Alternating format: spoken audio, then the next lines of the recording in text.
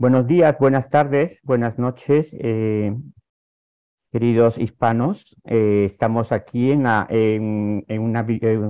una videoconferencia de la Asociación Héroes de Cavite, las que se hacen normalmente los viernes cada semana. Como delegado dentro de lo que es la Comunidad de Madrid o la región de Madrid, el presidente Ángel Pensar me ha pedido que haga la introducción. Simplemente reiterar lo importante que son los objetivos de esta asociación, que son muy brevemente dar a conocer nuestra historia y luchar contra la leyenda negra, desmitificándola, fomentar el hispanismo, incrementando los lazos de amistad, cooperación e integración con los países de la esfera de la hispanidad, elaborar propuestas e iniciativas positivas para España y la hispanidad en el ámbito cultural, económico y geoestratégico, reivindicar el español como lengua común y elemento cohesionador de la hispanidad, y trabajamos para la unidad territorial de España, tal y como se recoge en el artículo 2 de la Constitución. Dentro de ese contexto, pues tenemos un tema muy interesante que en breve hará la presentación Ángel, sobre el expansionismo de Marruecos, una amenaza para la estabilidad regional, con el señor Khaled Al-Salem, activista y analista político saharaui. Solamente eso y agradecer vuestra asistencia. Paso la palabra al presidente de la asociación, Ángel Benzal. Muchas gracias, Miguel. Bueno, hoy es una suerte poder contar con Taleb Ali-Salem, porque es de las pocas personas que, por ejemplo, conozco que tiene un conocimiento tan amplio del Magreb, de la situación del Sáhara, de Marruecos, y bueno, pues también cómo repercute también todo eso en la relación de vecindad de Marruecos con otros países, entre ellos España, estando pues también en una serie de reclamaciones que hace Marruecos y una serie de, por qué no decirlo, de humillaciones que hace la dictadura marroquí frente a nuestro país. Taleb, bueno, es activista y analista político, nacido en los campamentos de refugiados saharaui y residente en España. Muchas gracias, Taleb, bienvenido. Muchas gracias, un placer. Bueno, lo primero de todo, como saharaui, me gustaría que nos hablaras del pueblo saharaui, de cómo fue esa relación, bueno, la relación cómo vivían antes de la llegada de los españoles, después durante la colonia y después con la ocupación marroquí, que nos pusieras un poco en contexto quién es el pueblo saharaui, que nos hablaras un poco de los campamentos de refugiados saharaui para poner un poco en contexto y luego entramos ya en otros temas. Bueno, pues nada, muchísimas gracias por este espacio, muchísimas gracias también por invitarme para hablar de este asunto y muchas gracias a todos y cada uno de los presentes por dedicar vuestro tiempo y por querer acercaros a escuchar lo que vamos a contar, ¿no? No quiero aburrir a la gente, ¿no? Contando un poco lo que es la historia, pero sí que me gustaría, para poner en contexto lo que vamos a hablar aquí, que es el tema del expansionismo marroquí, que no solo nos afecta a nosotros como saharauis en primer grado, sino que afecta de forma directa a todos los países vecinos, tanto Mauritania como Argelia, incluso también España, ¿no? Para que entendamos esto, podamos hablar con esto con tranquilidad y respondiendo también a tu pregunta. Bueno, digamos que el pueblo saharaui es un pueblo que se encontraba o se encuentra en el Sáhara Occidental, en la zona conocida como Sáhara Occidental, o durante una época también fue conocida como Sáhara Español. Antes de la llegada del colonialismo español, el pueblo saharaui vivía, no tenía una forma de Estado, un Estado declarado, es decir, como conocemos ahora, pero tampoco la había en ningún lugar de África. Pero sí que existía una coalición de tribus saharauis que habitaba la zona del Sáhara Occidental, que se llaman los Eight Arbin, y era una coalición tribal de las tribus que habitaban esa zona, una coalición política, jurídica y militar, incluso también para hacer una especie de organización interna y gestión de la población que vive en el territorio y para ayudarse también mutuamente en épocas también difíciles, porque tengamos en cuenta que es una naturaleza de desierto y había zonas que llegaban momentos de sequía y tenían que recurrir a otras tribus, ¿no?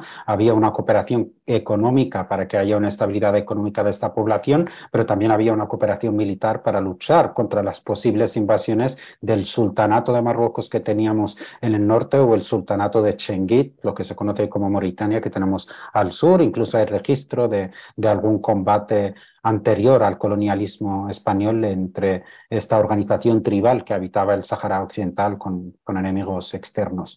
En 1884, que es una fecha crucial, ¿no? Cuando la conferencia de Berlín, que se organizó en Alemania, las principales potencias europeas decidieron repartirse África, pues en esa conferencia España anunció que ya tenía contactos y que iba a colonizar o que se iba a instalar en la zona conocida como el Sáhara Occidental, que más tarde pasó a llamarse Sáhara Español. Aquí mencionar de una forma muy breve que la colonización española no fue violenta, sino que fue pacífica. Primero hubo una especie de tratados comerciales con estas tribus que estaban organizadas dentro del Sáhara Occidental y poco a poco el colonialismo español se fue instalando en el territorio saharaui hasta ya más tarde convertirlo incluso en una provincia española, ¿no? Fue la provincia 53 del Estado español y todos los saharauis pasaron a ser legalmente al menos ciudadanos españoles. De hecho, muchos saharauis hasta hoy en día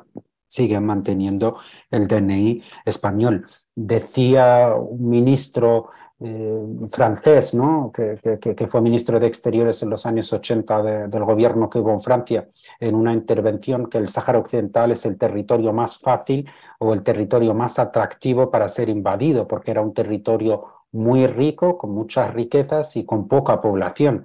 Y digamos que esto un poco puede que sea la desgracia que llevó al pueblo saharaui a sufrir lo que está sufriendo hoy, ¿no? Que es también, digamos, después de haber declarado España, el encontrar recursos naturales como el fosfato en el Sáhara Occidental, y el fosfato es un mineral esencial para la agricultura.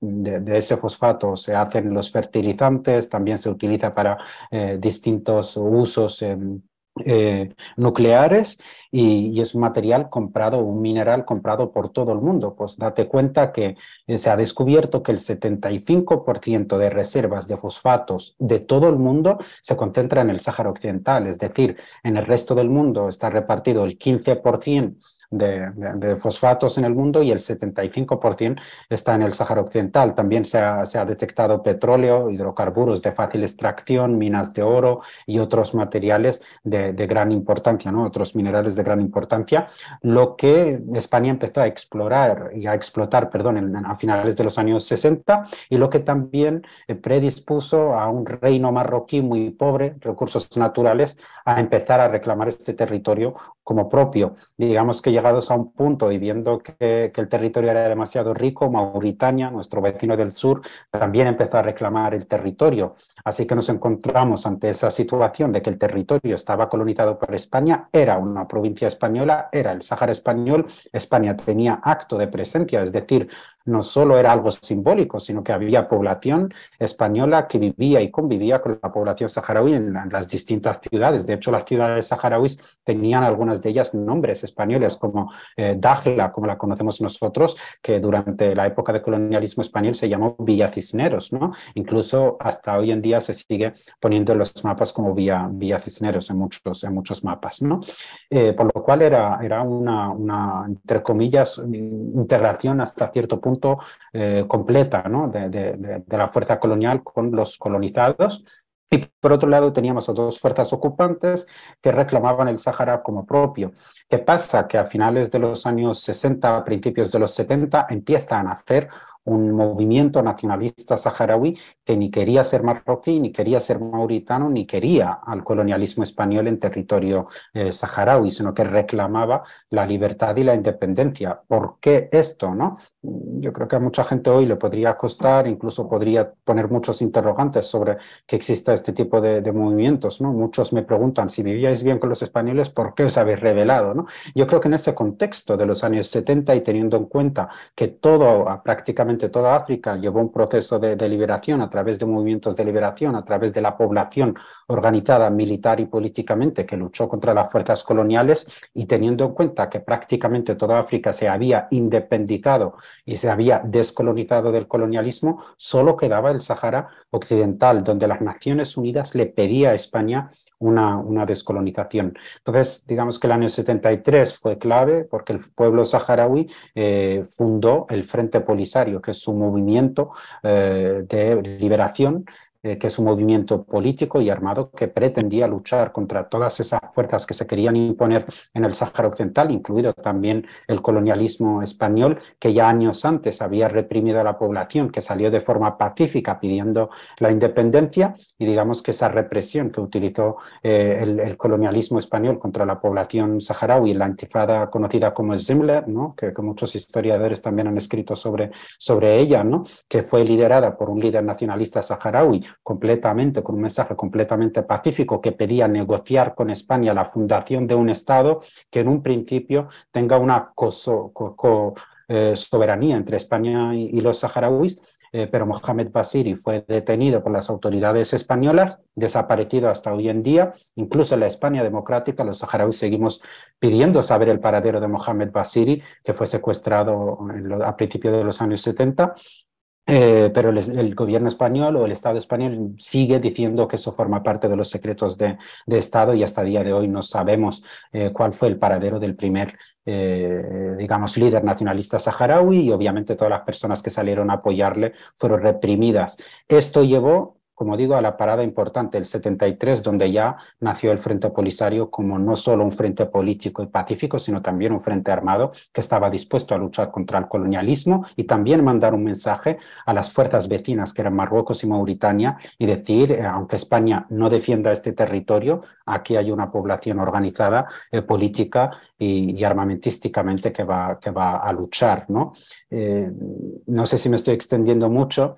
Pero bueno, digamos que España hizo una entrega del territorio finalmente, desoyendo la voluntad del pueblo saharaui, desoyendo lo que pedían las Naciones Unidas, y el 14 de noviembre de 1975 en Madrid se firmó lo que se conoce como Acuerdo Tripartito de Madrid, donde España básicamente entregaba la soberanía del territorio saharaui a Marruecos y a Mauritania, es decir, partió el territorio por la mitad, la parte sur para Mauritania, la parte norte para Marruecos. España, en aviones de Iberia que volaban con una regularidad de un avión cada 2 horas, se llevó prácticamente a toda su gente en barcos y aviones, y dejó al pueblo saharaui prácticamente abandonado, ¿no? a su suerte, entregando ese territorio, ¿no? En ese acuerdo firmado en Madrid, Marruecos y Mauritania se comprometían que España conservaría el 32% de sus activos en la empresa que explotaba los recursos naturales. Es decir, España, antes de marcharse, garantizó su beneficio económico, digamos, del territorio, y abandonó el territorio del Sáhara Occidental. No me quiero meter mucho en detalles, pero España también estaba condicionada por un momento político muy, digamos, sensible, porque Franco se estaba muriendo, se acercaba a lo que se conoció más tarde como el proceso ¿no? de que volvía, digamos, otra vez el reinado a España. Juan Carlos iba a asumir el poder. Francia y Estados Unidos tenían mucha influencia, ¿no? que querían también que Marruecos se haga con ese territorio, porque era el aliado por excelencia de Estados Unidos, y presionaron a España en un momento de debilidad para que España entregara el territorio. Simplemente remarcar aquí que las Naciones Unidas rápidamente manifestó que el acuerdo firmado en Madrid no tenía ninguna validez legal, porque no contemplaba la voluntad de la población del territorio, y seguía responsabilizando a España de que tenía hasta ese momento, y hasta hoy en día también, tenía digamos, la responsabilidad de descolonizar el territorio, ya que legalmente consta como territorio colonial español hasta hoy en día, ¿no? porque nunca se llevó a cabo un proceso de descolonización. Entonces España se marcha, Marruecos empieza a invadir el territorio por el norte, Mauritania lo empieza a invadir por el sur, y el Frente Polisario se ve obligado a luchar contra dos fuerzas con las pocas armas que tenía, a luchar contra Marruecos que venía por el norte, a luchar contra Mauritania que venía por el sur, y uno también de los problemas que tenía es que tenía que sacar y ayudar a toda la gente que estaba huyendo de las ciudades que estaban siendo bombardeadas por Marruecos, que quería tomarlas, ¿no?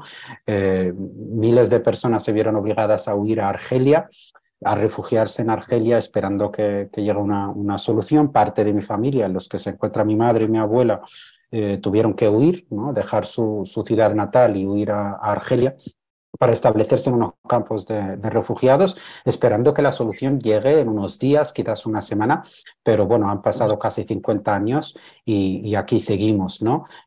Marruecos ocupó prácticamente el 80% del territorio, el 20% del territorio está bajo control del Frente Polisario. Mauritania se retiró completamente a los 2 años de guerra, vencida por la guerrilla, ¿no?, del Frente Polisario, y no solo se retiró, sino que nos reconoció también como república independiente.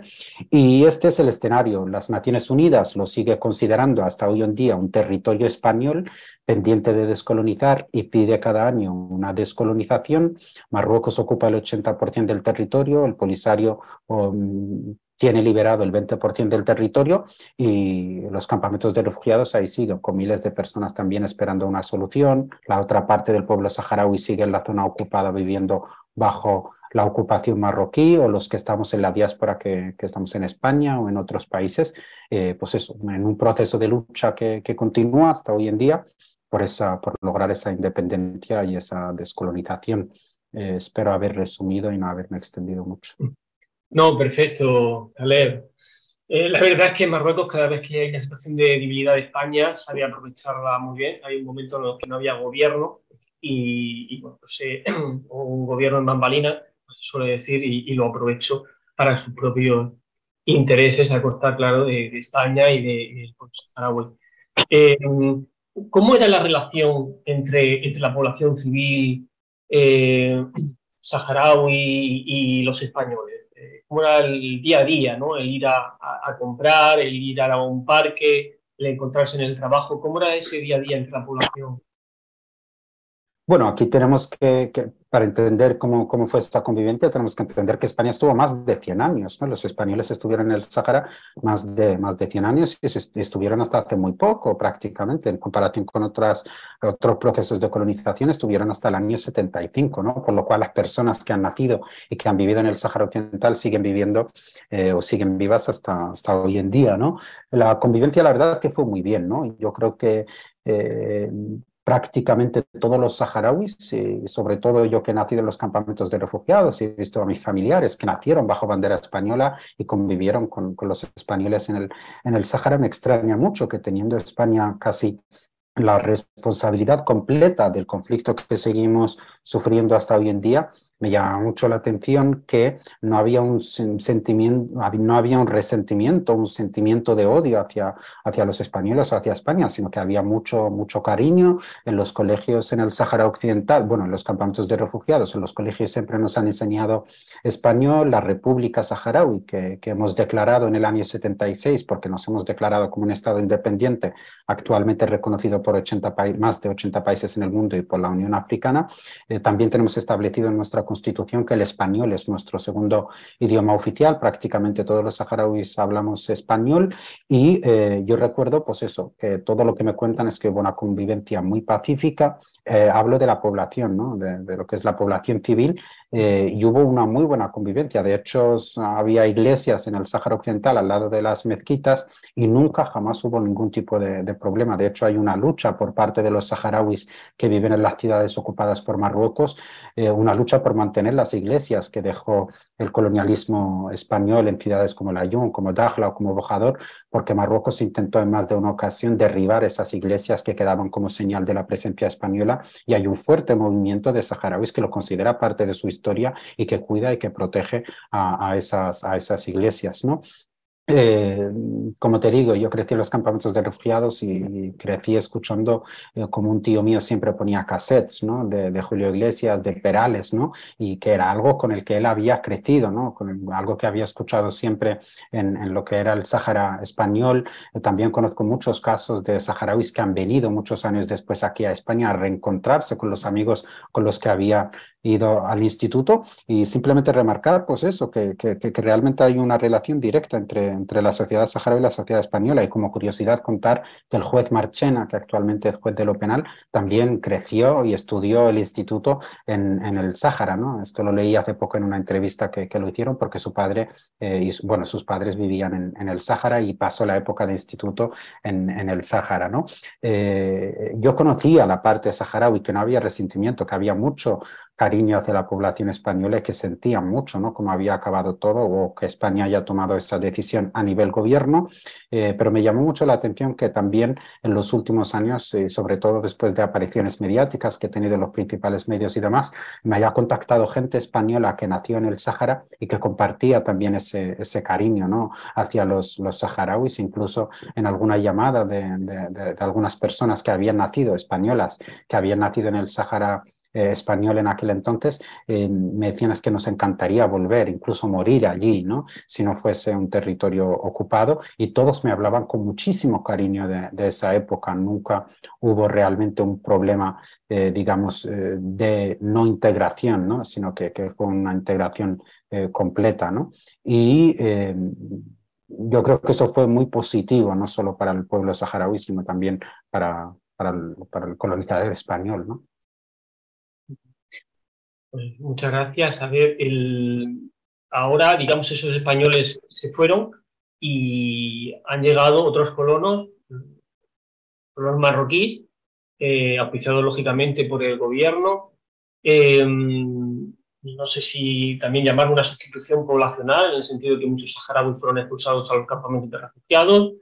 Y bueno, el gobierno marroquí está incentivando que vayan marroquíes de su zona inicial, de su zona original, por si algún día, ¿no?, hay un referéndum que puedan votar o para intentar dar una sensación de que los saharauis están con Marruecos. ¿Cómo es esa? Ya hemos comentado la relación que había entre los saharauis y la colonia española, la población de la península que estuvo viviendo allí. ¿Cómo es el día a día con la población civil originaria de Marruecos? Bueno, yo creo que Hassan II, el rey de Marruecos de aquel entonces, que decidió invadir el Sahara Occidental, vino con una estrategia muy marcada y decidido también a llevarla a cabo, que es generar un cambio demográfico en el territorio del Sáhara Occidental en un plazo de 20-30 años. ¿Qué quiere decir esto? Que quería inyectar decenas, cientos de miles de colonos marroquíes en el territorio saharaui, buscando no solo, si se llega a realizar ese referéndum algún día, incluir a marroquíes en la lista de votantes, sino buscando que se diluya la identidad y la cultura saharaui, porque mucha gente podrá entender que los pueblos del norte de África, ¿no? Podrá tener un análisis simplista, a ver, bueno, para mí son todos moros que rezan a la Meca y punto, y aquí se acaba, ¿no? Pero sí que hay matices, sí que hay muchísimas diferencias entre esas poblaciones, sobre todo el pueblo saharaui se diferencia muchísimo de todos sus vecinos. Tenemos que entender que el pueblo saharaui es un pueblo que vive en el desierto, que el desierto es una naturaleza bastante dura, que no cualquier persona puede sobrevivir allí, y a lo largo de los siglos los saharauis han sobrevivido y han hecho el territorio o han hecho del desierto su casa. El desierto también requiere mucha paciencia, requiere, digamos, un cambio incluso del rumbo del tiempo, ¿no? Entonces los saharauis han desarrollado una filosofía de vida completamente distinta a la que tenían sus vecinos. Incluso su forma de asumir o entender la religión islámica, que es la que se profesa en el Sáhara Occidental, es completamente distinta a la de sus vecinos, ¿no? Se entiende al ser no como algo, digamos, que te impone, sino como algo espiritual, ¿no? Es una religión como más espiritual, o la forma de entender los saharauis la religión islámica es más espiritual, más de cánticos, más de reflexión, más incluso de dirigirse, ¿no? Hablar con el ser a través de una meditación, ¿no? Que el desierto te invita a hacer ante esa nada, y eso ha acabado modificando la vida de los saharauis para marcarla con un sello completamente personal y para marcar una filosofía de vida completamente personal de los saharauis, completamente distinta a la marroquí, a la argelina, incluso también a la mauritana. ¿Qué pasa? Que cuando llegaron los colonos marroquíes, llegaron con un estilo de vida, con una forma de vestir, incluso con una forma de hablar el árabe, con un dialecto completamente distinto al nuestro, con una forma de entender la religión completamente distinta a la nuestra, pero Hassan II tenía una idea de imponerse, como digo, y de generar un cambio demográfico en el territorio del Sáhara Occidental. ¿Qué pasa? Que dijo o impuso por ley que en cada calle de las ciudades del Sáhara Occidental no podía haber más de 2 casas de saharauis y el resto eran colonos. Esto es muy importante. ¿Por qué?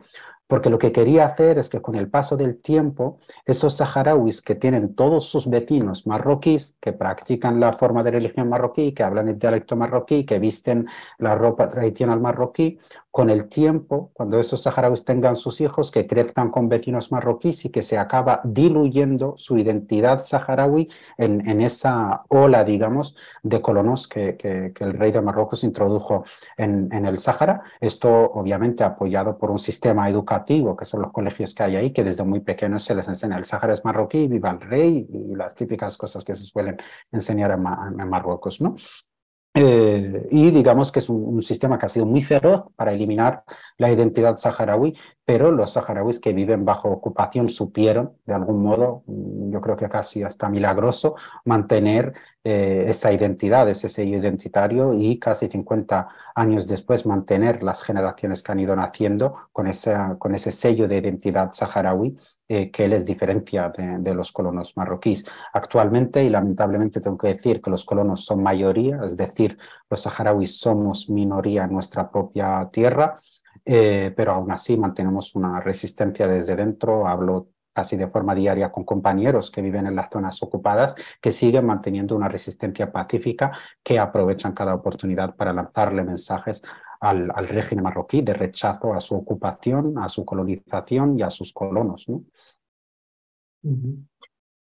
Eh, vale, pues un poco por contraponer, ¿no? de la relación de la población civil española frente a la marroquí, pero bueno, también contando con que hay un choque cultural mayor con la española, por así decirlo.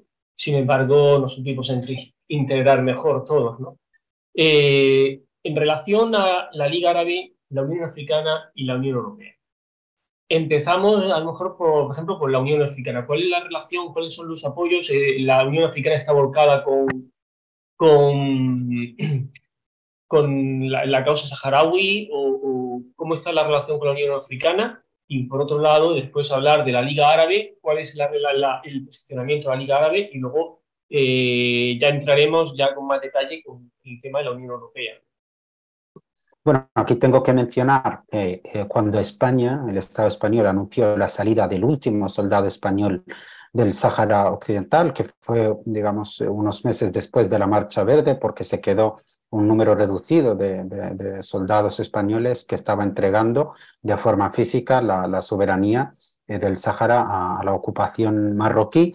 El 26 de febrero anunció España que se retiraba el último soldado del Sáhara para dejárselo a efectos ya prácticos a Marruecos. Pues justo un día después, el 27 de febrero de 1976, el Frente Polisario proclamó la República Árabe Saharaui Democrática como un Estado en las fronteras heredadas del colonialismo español en el Sáhara Occidental. ¿Por qué declaró el Frente Polisario una república justo después de la salida del último soldado español? Básicamente para posicionarse ante la legalidad internacional de que ni la invasión marroquí ni la invasión mauritania tenía ninguna validez legal, ya que este Estado fue español, o este territorio fue español, colonizado español, y el día que salió el último soldado español, el pueblo autóctono del territorio proclamó su república, por lo cual el Frente Polisario, justo después de proclamar la república, declaró que la agresión de Mauritania o de Marruecos se consideraba una ocupación a un Estado declarado y llamado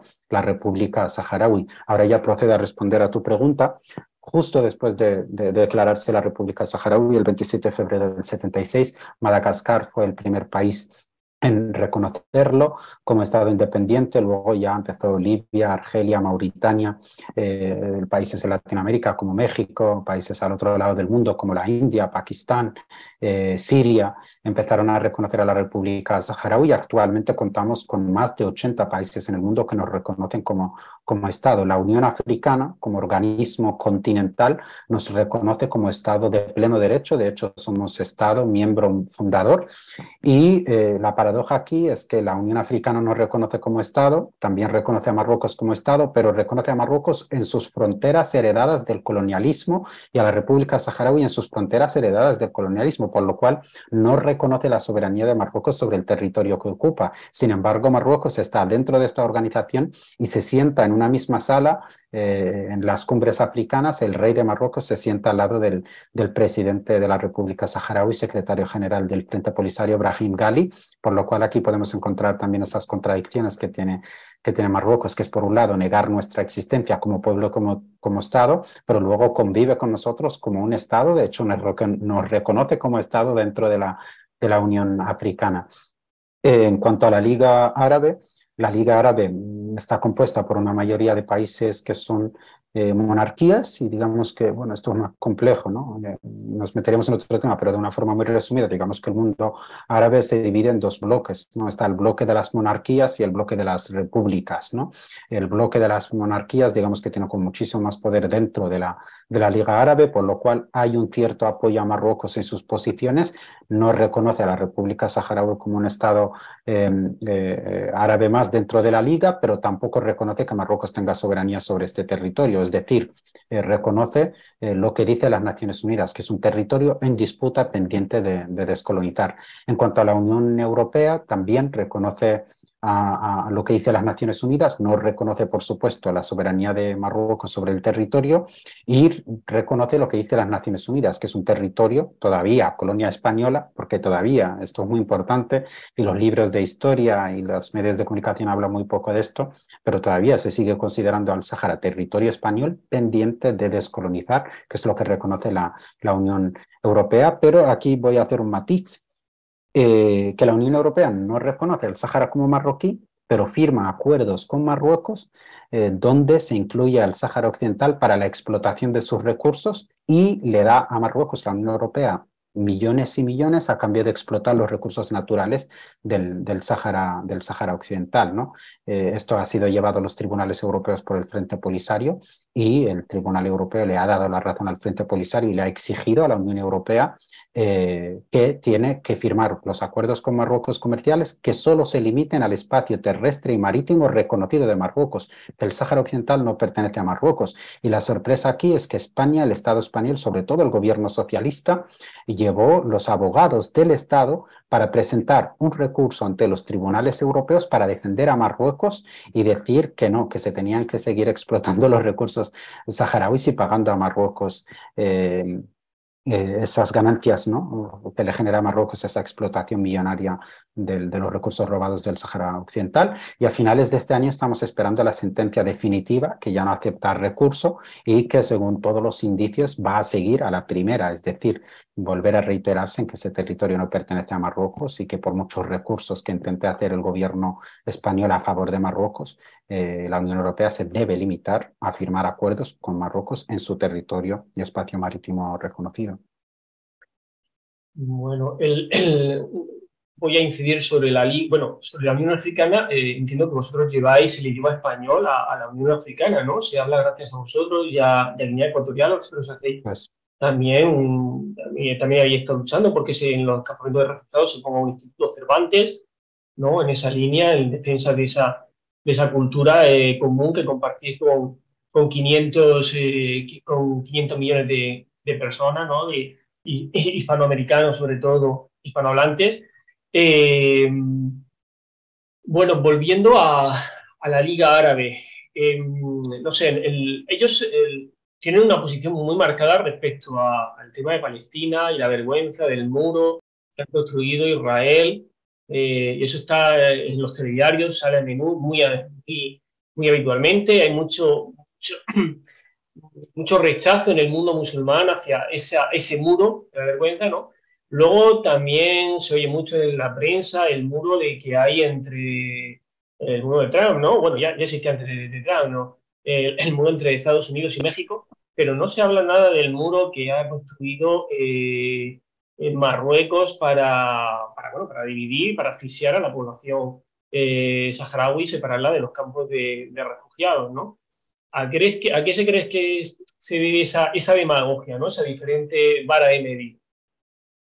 Bueno, se debe yo creo que a dos. Bueno, me gustaría hacer un breve inciso sobre algo que has dicho, que la Unión Africana, o sea, todos sus comunicados, incluso también sus comparecencias, se hacen en los idiomas que se hablan en los países africanos y se hacen en español también por la República Saharaui y Guinea Ecuatorial, que son excolonias españolas, lo que hace también que incluso los títulos de las cumbres en los grandes carteles y demás, o los comunicados oficiales de la Unión Africana también estén en español. Y también contar una curiosidad que siempre me gusta contar cuando tengo entrevistas con medios latinoamericanos o centroamericanos o hispanohablantes, de que la República Saharaui somos el único estado en el mundo que tiene el árabe como primer idioma y el español como segundo idioma, por lo cual una república saharaui completamente independiente que goce de su territorio y de un reconocimiento internacional y de una tranquilidad y estabilidad económica podría servir como puente entre ese mundo hispanohablante y el mundo árabe, perdón. Porque somos, ya digo, el único país árabe que tiene oficialmente el español registrado como segundo idioma oficial. Contando esto, volviendo un poco, bueno, es un tema muy complejo, ¿no? El tema de Palestina o la posición de los países árabes sobre Palestina, pero yo creo que básicamente esto lo puede entender todo el mundo. El conflicto entre Palestina e Israel tiene un trasfondo, que es un trasfondo religioso, incluso cultural, o incluso podríamos calificarlo de civilizaciones, ¿no? Estamos hablando de esa guerra que incluso se lleva heredando desde hace siglos, de un choque entre dos religiones, que en este caso es un poco la judía y la musulmana. Y por eso para la mayoría de países árabes es muy fácil entender o posicionarse en este conflicto. ¿Qué pasa? Que en nuestro caso es un conflicto árabe-árabe, musulmán-musulmán, por lo cual y nosotros somos minoría, ¿no? En el Sáhara Occidental somos un poco más de 1 millón de personas, de habitantes, frente a una monarquía que supera los 40 millones de habitantes y con mucho poder dentro del mundo árabe, por lo cual estamos completamente silenciados. El mundo árabe no sabe prácticamente nada de nosotros. Cuando hablo del mundo árabe hablo más del Oriente Medio, ¿no? Porque nuestra zona más directa, que es Argelia, Libia y Mauritania, sí que conocen todo lo que pasa, sí que nos reconocen como Estado, pero en el Oriente Medio sí que tienen mucho desconocimiento, ¿no? De hecho, muchos de ellos acaban comprando la propaganda marroquí de que somos separatistas, terroristas y demás, que quieren desestabilizar a Marruecos y demás, y eso quizás podría explicar esa diferencia, ¿no? de posicionamientos, ¿no? Y ahora, volviendo a la Unión Europea, bueno, ha salido un caso de corrupción, porque muchas veces se nos llama la atención en España de que sí hay casos de corrupción y tal, y resulta que los moralistas también de la Unión Europea, considero que la Unión Europea es un buen invento, pero tiene que funcionar, no funciona bien, que no funciona bien. Bien, o sea, como grupo a ver, lo mismo que existe la Unión Africana o la Unión, otro tipo de uniones, ¿no? La Commonwealth por parte de Inglaterra, yo entiendo que sí, que debe haber ese tipo de uniones también regionales y aparte tiene que haber las culturales, ¿no? Pero muchas veces se plantea el tema de, bueno, el caso de la corrupción y luego resulta que había un caso de corrupción enorme amparado por Qatar y sobre todo también por Marruecos, según está saliendo en la prensa, ¿no? Y nos encontramos que nuestro gobierno, el socialista en este caso, pues no quiere investigarlo o está haciendo un poco de abogado del diablo, ¿no? Suele decir, ¿no? A ver, claro, luego nos encontramos, hay cosas que no nos explicamos. ¿Cómo puede haber, cómo se pone tantas trabas a la agricultura española y sin embargo se subvenciona, como ha sido el caso de los olivares, lo de Marruecos? O sea, se potencia, en detrimento de un Estado miembro, que en este caso de España, se potencia otro país que no es miembro de la Unión Europea, que es en el caso de Marruecos, ¿no? Y además con la complicidad de nuestro gobierno, ¿no? Y a lo mejor todo eso se puede entender con los casos de corrupción, ¿no? O la determinada impunidad, ¿no? Con la que actuaba Marruecos y con el cierto miedo que tiene también España a la hora de reaccionar a sus provocaciones, ¿no? ¿Qué nos puedes comentar sobre el posicionamiento de la Unión Europea, estos casos de corrupción que van saliendo y seguramente saldrán más? Porque claro, a mí me sorprende que en vez de tomar medidas, que no se estén tomando medidas contra el Estado que nos está chantajeando a la Unión Europea. O sea, a un bloque comercial que no sé si será el primero o el segundo, si sumamos todos los países que la integran, no sé si estaremos los primeros o los segundos del mundo. Somos un bloque, digamos, una potencia económica, pero no geopolítica, por así decirlo. Cada país, digamos, que reacciona de una determinada manera. Y encima de todo, no te puedes terminar de fiar porque a lo mejor ciertos intereses marroquíes presionan para que, como pasó en el pasado con Francia, cuando había algún momento de determinación por parte del gobierno español, intentar anular ese tipo de determinación en la Unión Europea, ¿no? ¿Qué nos puedes comentar sobre esto? Bueno, yo creo que, y lo intento siempre, hacer un ejercicio de análisis sobre las determinadas políticas, que lo que me interesa en un determinado momento, sacar una conclusión e intento hacer ese análisis desde el deshacerme, ¿no?, de mis opiniones o posicionamientos personales para tener un análisis lo más nítido posible, ¿no? Mi análisis, y no hablo ya desde un resentimiento o desde un posicionamiento personal de una persona que ha sufrido un determinado conflicto, estoy completamente alejado del resentimiento, de las opiniones o posicionamientos personales que yo pueda tener.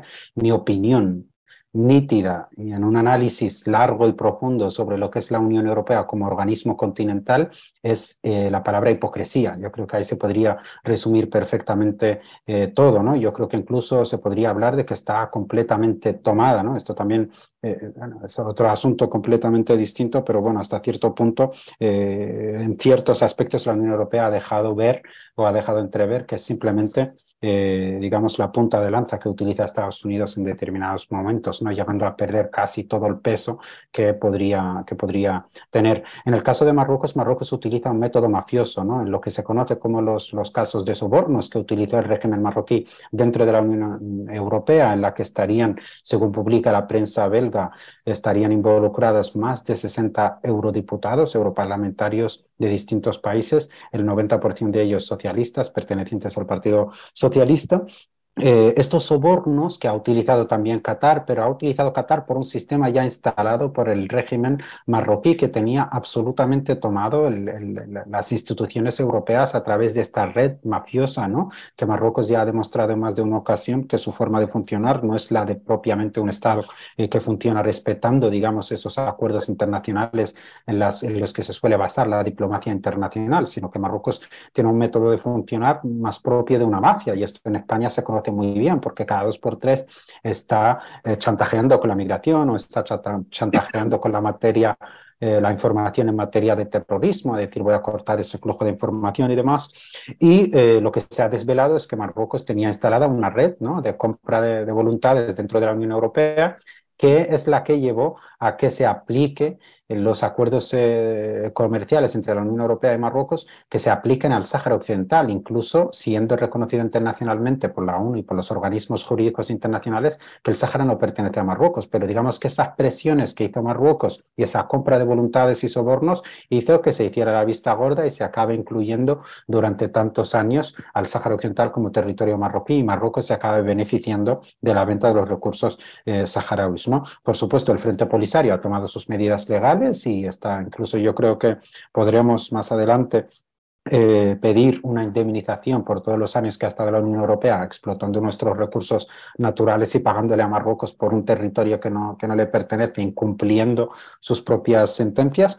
Pero bueno, yo creo que Marruecos tiene un historial. Ya en 1988, no sé, mucha gente de aquí es mayor y lo recordará mejor que yo, ¿no? Antes de que yo naciera, en el 88, hubo una crisis en tema de agricultura, ¿no?, que los agricultores del sur, ¿no?, de los países del sur, como Portugal, España, incluso Italia, empezó a exportar sus productos a la Unión Europea, y la Unión Europea, o la mayoría de países de la Unión Europea, renunció a los productos marroquíes que compraban, ¿no?, de la agricultura marroquí, sobre todo los tomates, ¿no?, que le generaba a Marruecos también muchas ganancias. Pues en el 88, y esto está publicado por la prensa, el rey de Marruecos hizo unas declaraciones a un periodista francés donde lo dijo si Europa no me deja exportar mis tomates, exportaré terroristas, ¿no? Esto ya es una declaración de intenciones, ¿no? de Marruecos posicionándose un poco, amenazando, chantajeando.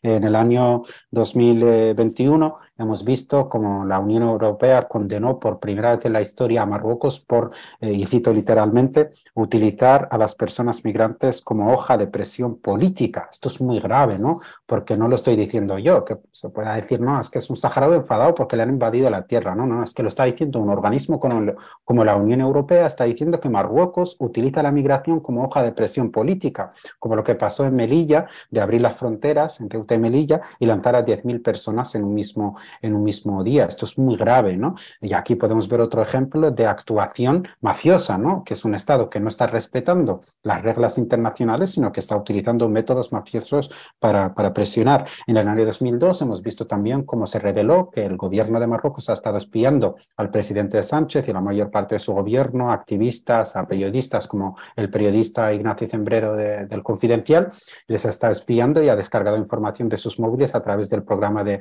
espionaje Pegasus. Esto tampoco. No, un Estado amigo, un Estado vecino o cualquier otro Estado no tiene ningún derecho a espiar a ningún ciudadano de otro país y mucho menos al gobierno, ¿no? Pero esto pasó desapercibido, el PSOE no quiso taparlo de forma rápida y la Unión Europea sí que empezó una investigación porque esto pasó en otros países europeos donde Marruecos sí que espió a periodistas, espió a políticos, espió a activistas y hay una comisión de la Unión Europea que está investigando este espionaje. Y aquí nos encontramos con la sorpresa que cuando esta comisión llegó a España para que se le facilite desde el CNI o desde el gobierno la información que se tenía de cómo Marruecos espió al gobierno, se encontró con la puerta cerrada. El Partido Socialista decidió declinar participar en esa investigación y hacer como si no existiese, ¿no? Entonces, yo no tengo una respuesta clara a por qué el gobierno español, especialmente el Partido Socialista, actúa de esta forma, ¿no? Completamente entregado al régimen dictatorial de Marruecos, incluso sirviéndole en muchas ocasiones. Tampoco sé por qué la Unión Europea actúa de esta forma, ¿no? Siendo tan permisiva, incluso dando ayudas millonarias a Marruecos, incluso comprándole productos que provienen del Sáhara Occidental, que es territorio ocupado. Tampoco tengo respuesta para ello, pero sí que lo califico, como dije al principio de mi intervención, lo califico de hipocresía política, porque vemos las posiciones que tiene la Unión Europea, que tiene España, por ejemplo, Ucrania, y vemos a un gobierno español, a una Unión Europea completamente con la legalidad internacional en la mano, diciendo que según la legalidad internacional el pueblo de Ucrania tiene derechos sobre el territorio de Ucrania, que Rusia está cometiendo una agresión contra Ucrania y demás, algo que completamente podría ser legítimo, pero por otro lado vemos como el gobierno español, incluso la Unión Europea de una forma no directa, están apoyando a una fuerza ocupante y están pisoteando la misma legalidad internacional que defienden en Ucrania. Así que me reitero en la definición que hice de la Unión Europea del gobierno español, que es hipocresía, ¿no? Y por profundizar un poco más en cómo desestabiliza Marruecos a España internamente, cómo controla la población marroquí, si controla los imanes, la religión es muy importante para ellos. Bueno, pues, ¿cómo desestabiliza, por profundizar un poco más, Marruecos a España? ¿Qué sistema tiene?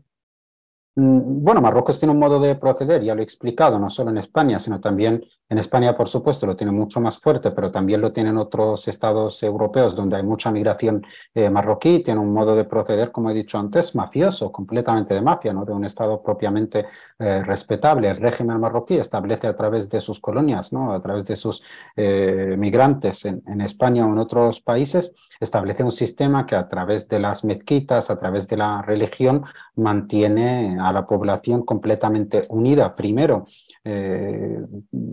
arraigada a esa corona que hay en Marruecos y a ese mensaje del régimen, que de una forma muy inteligente y sabiendo que la población marroquí está muy arraigada a la religión, lo que se hizo es relacionar directamente a la monarquía y al monarca con el profeta Mahoma, y así la gente lo acaba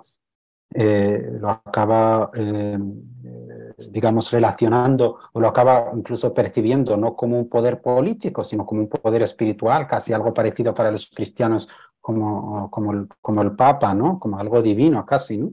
Y se acaba percibiendo la figura del rey de Marruecos así, por lo cual siempre se genera ese respeto o ese apoyo al régimen en Marruecos, y por otro lado también se acaba manejando muchísima información en materia de terrorismo, es decir, Marruecos tiene casi todo el control sobre las mezquitas que hay en España, los imanes que hay en cada mezquita, posiblemente todos trasladen esa información al Ministerio de Interior de qué personas son más radicales, qué personas son menos radicales, y digamos que ese banco de información muy importante en materia de lucha contra el terrorismo que acaba teniendo el Ministerio del Interior marroquí se lo traslada al CNI, y es por ello, ¿no?, que muchas veces vemos en la televisión desarticulada una banda en un pueblo de Cataluña que pretendía atentar, pues generalmente en la mayoría de casos esa información proviene de Marruecos, que es la que tiene el poder de tener esa información. Y esto, bueno, esto no es una información que estoy haciendo yo. Si alguien está interesado más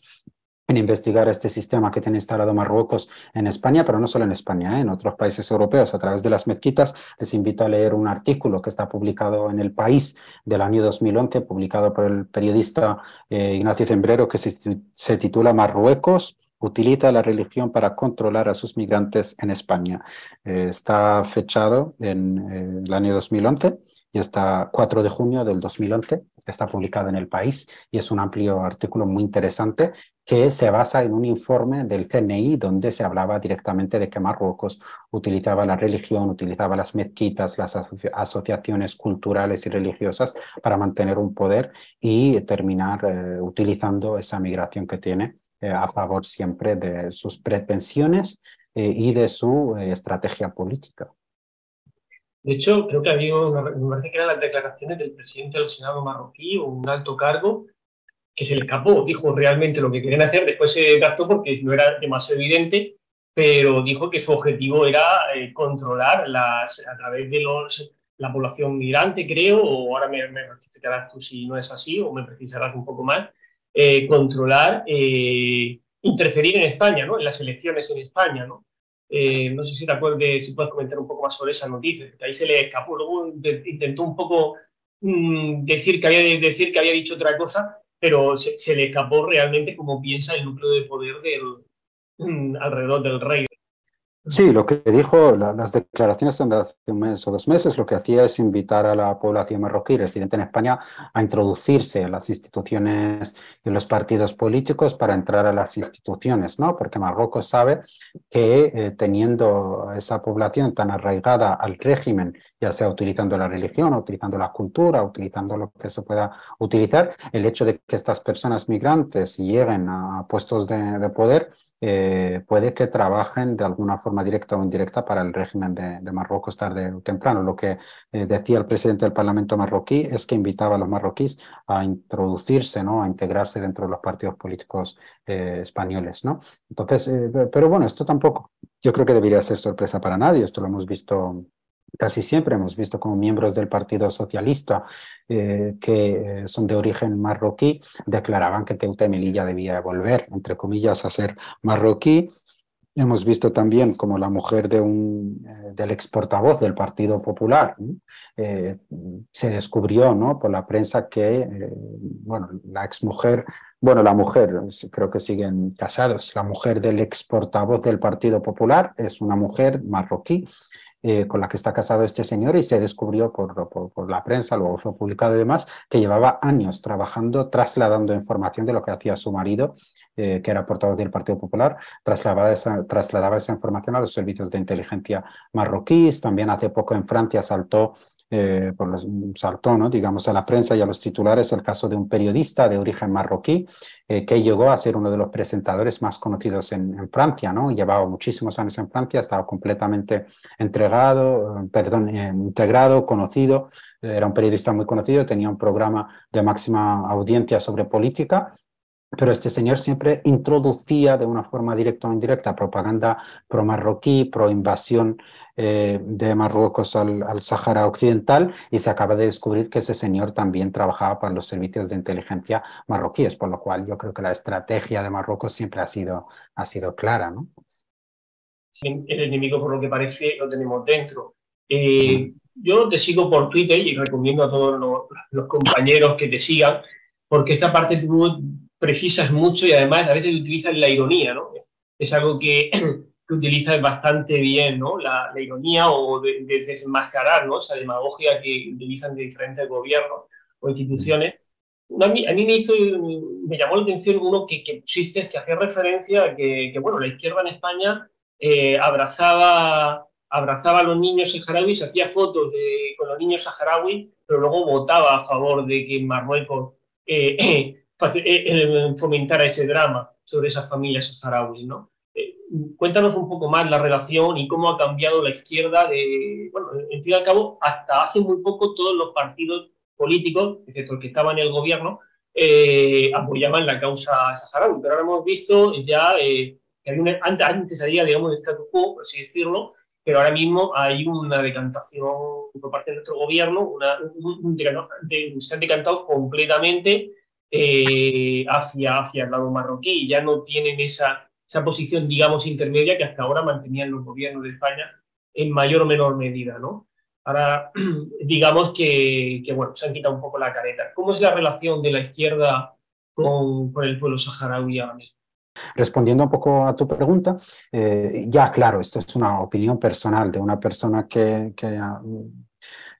yo vivo, es un conflicto que cruza por completo mi vida y que me condiciona, ¿no?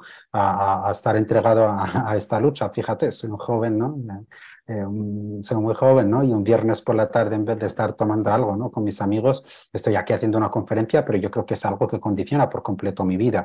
Entonces esto también me lleva a analizar hasta en el mínimo detalle todo lo relacionado con este conflicto, me lleva a politizarme completamente y a entender y a analizar y a comprender lo que es la política. Llevo muchísimos años en este país, creo que entiendo los entresijos hasta cierto punto, porque no siempre se puede entender todo, pero sí que creo que entiendo hasta cierto punto los entresijos de la política española, y creo que mi opinión personal es que la izquierda ha instrumentalizado por completo la causa del pueblo saharaui.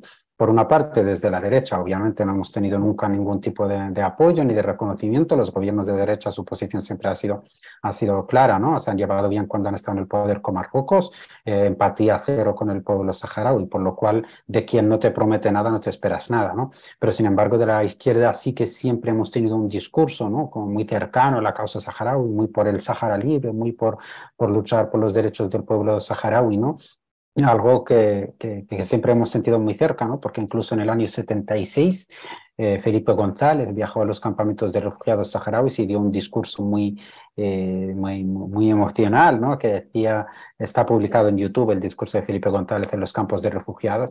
Decía en aquel entonces: estaremos con la lucha del pueblo saharaui hasta la victoria final, porque no solo es una lucha por liberar un territorio, sino una lucha por la justicia, la dignidad y demás. Palabras tan grandiosas como que cuando Felipe González llegó al poder, lo que hizo es regalar y vender armas al régimen de Marruecos para que bombardee al pueblo saharaui, y hoy sabemos que Felipe González disfruta de un palacete regalado por el rey de Marruecos en Tánger, ¿no? Pues digamos que esto un poco podría resumir las posiciones de la izquierda en España, y me duele decirlo, desgraciadamente hemos recibido mucho discurso, mucha palabra de solidaridad, pero a la hora de la verdad, por ejemplo, Zapatero también es otro gobierno que estuvo muy cercano a Marruecos, que apoyó incluso con armamento que ha sido utilizado contra la población civil saharaui en las zonas ocupadas a Marruecos. O sea, es tremendo, llegando a la posición de Pedro Sánchez, que fue mucho más allá, para pisotear por completo la legalidad internacional, para pisotear los mandatos de los tribunales europeos, para pisotear lo que decían los tribunales africanos, para pisotear lo que decía el Tribunal de la Haya, para pisotear lo que dice la Unión Africana, que todos dicen que el Sáhara Occidental es la última colonia en África y debe ser un Estado independiente. Pedro Sánchez pisoteó toda esa legalidad internacional para apoyar al régimen marroquí, decir que, bueno, que el Sáhara debía ser una autonomía, pero siempre dentro de la soberanía de Marruecos, y que eso es Marruecos y punto, ¿no? ¿Por qué lo hizo Pedro Sánchez? No lo sabemos, ¿no?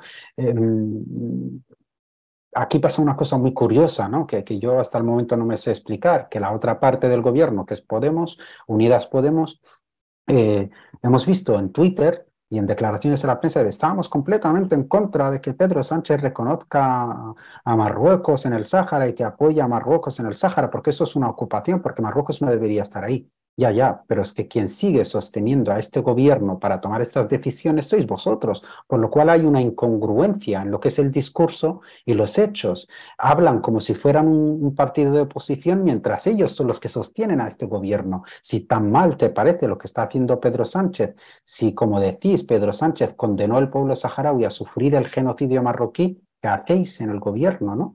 Yo he estado hablando con personas que me han contactado, ¿no? Personas con mucho poder dentro de Unidas Podemos, me decían, bueno, es que nosotros tenemos que mantenernos en el gobierno porque apoyamos la lucha saharaui, pero es que tenemos que sacar adelante políticas sociales, y me pareció incluso más insultante que una postura pro-marroquí. Es decir, me estaban diciendo, oye, sois importantes, pero tampoco tanto como para que yo deje el sillón, ¿no? Que para mí fue incluso más insultante, ¿no? Y digamos que eso podría un poco resumir la experiencia de los saharauis con la izquierda. Ahora que hay elecciones, estamos viendo que se está invitando a saharauis a los mítines electorales, que se están haciendo como muchas fotos con los saharauis, que incluso los partidos de izquierdas, pues muchos abanderan el discurso saharaui, porque ya digo, de la derecha ni tenemos nada ni esperamos nada, pero de la izquierda estamos escuchando muchas palabras, pero el interrogante que se plantea aquí es que esa misma izquierda que ahora en los mítines electorales nos promete apoyo, nos promete ayuda y demás,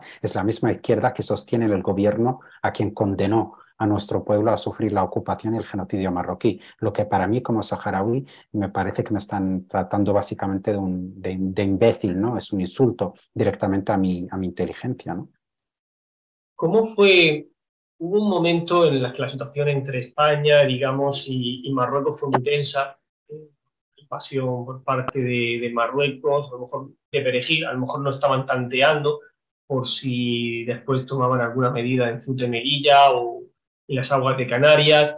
Y bueno, la reacción de Aznar fue contundente, ¿no? Expulsar a los invasores, ¿no? Tomó otra vez, y aquello a lo mejor puede ser, a lo mejor en Marruecos se consiguió una humillación, pero una humillación que ellos mismos buscaron, ¿no? Y luego poco después pasó el 11, ¿vale? Hubo un cambio de gobierno y ya totalmente pro-marroquí. Es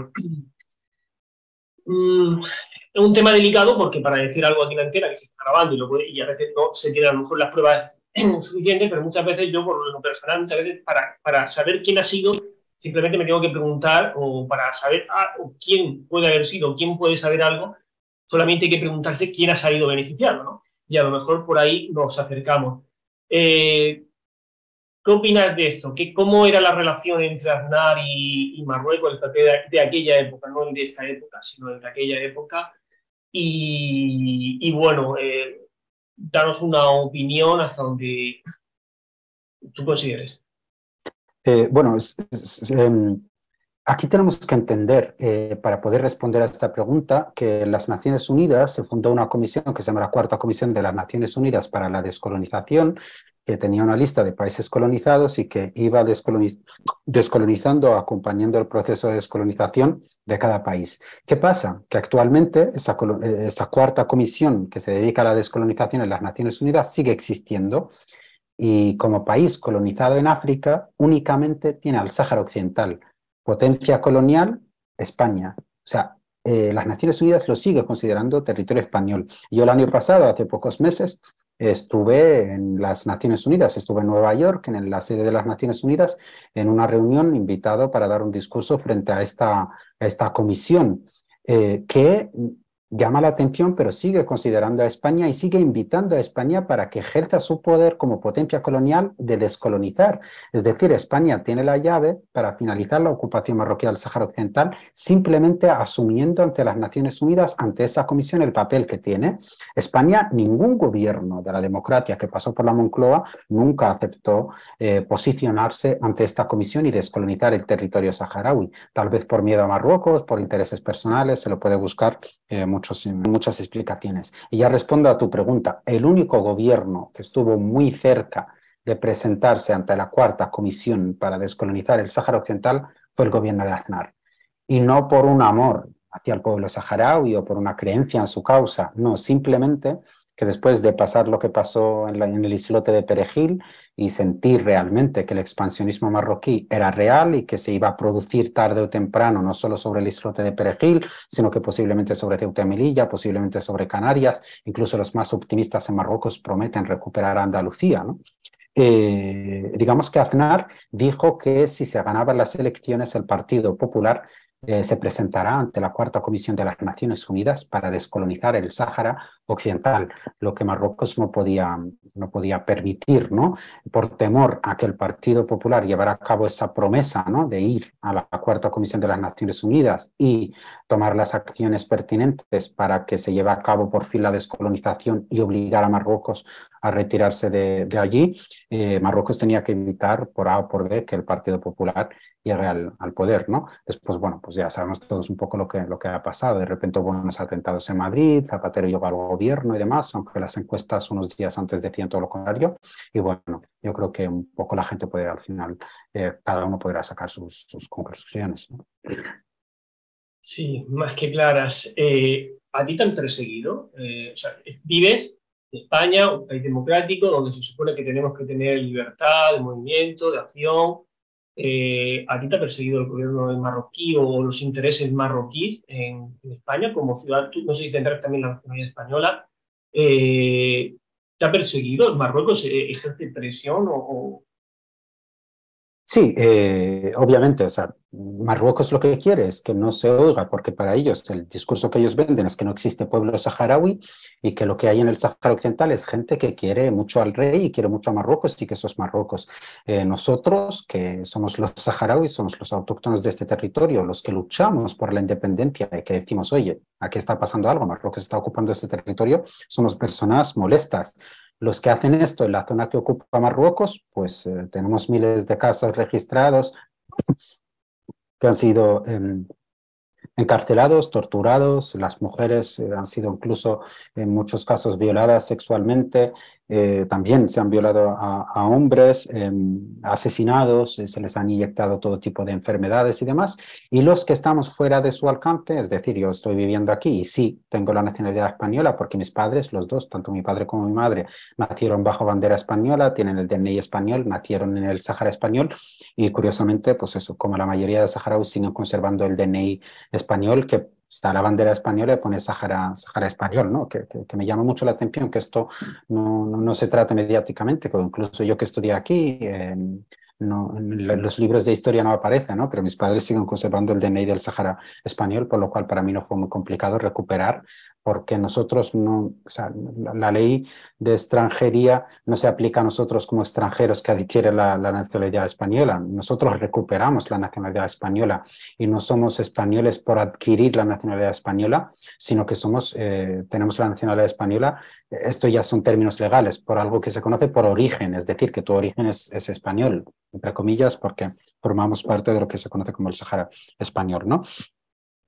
Sí, o sea, las personas que estamos fuera sí que estamos perseguidos y yo recibo muchísimas amenazas. Actualmente, o sea, recibo decenas de amenazas porque la población marroquí también me percibe como terrorista, ¿no? Yo, sobre todo en los últimos años, en el mundo árabe interesa mucho, hay digamos un interés especial, un morbo especial por los debates, les gustan mucho los debates. Las televisiones en el mundo árabe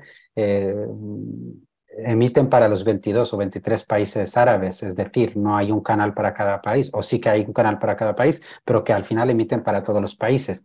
¿Qué pasa? Que estos canales les gusta mucho organizar debates, traer dos personas que piensan ideas opuestas y decir, venga, debatir, y que sea un poco, montar un poco el show, ¿no? Entonces, los últimos digamos, años, yo cada mes o cada semana tengo 1 o 2 debates con políticos marroquíes, donde yo salgo en estos canales árabes defendiendo la postura del pueblo saharaui y un marroquí sale defendiendo la postura marroquí. Son debates muy calientes, ¿no? Donde los marroquíes pues me suelen acusar de terrorista, me suelen acusar de todo lo que ellos quieran, de que quiero desestabilizar al reino de Marruecos, que el Sáhara es marroquí y demás. ¿Qué pasa? Que estos debates tienen con muchísima repercusión dentro de Marruecos y me hizo hasta cierto punto conocido. entre la población marroquí, incluso la que vive aquí, y sí que esto ha hecho que mis redes sociales, pues eso, reciba de forma diaria decenas y decenas de mensajes de amenazas a las que no suelo hacer caso, ni siquiera suelo abrir la mayoría porque no tengo tiempo, o sea, tengo mi trabajo, aparte del activismo, tengo mi trabajo y demás, pero sí que dos amenazas me las he tomado muy en serio y las he denunciado actualmente. Están denunciadas ante la policía porque eran unas amenazas ya mucho más serias, que no es de un marroquí que te ha visto y que te odia porque cree que eres un terrorista, sino que datan de un servicio de inteligencia que daban una localización, daban el color de mi coche, daban una hora donde estuve, incluso aquí en Madrid, y estas sí que las denuncié a la policía. Luego ya respondo de una forma muy breve. O sea, yo no tengo ningún tipo de miedo porque vengo de un pueblo pues, que lleva tanto tiempo sufriendo y sacrificando, ¿no? Y yo solo soy la continuación de una lucha, ¿no? De hecho, estaré encantado de que me pase lo que me pase porque yo creo que habrá valido de la pena porque es por una causa justa. Pero sí que me llama la atención tener la nacionalidad española, ser un español de origen, a efectos legales al menos, y no sentirme protegido.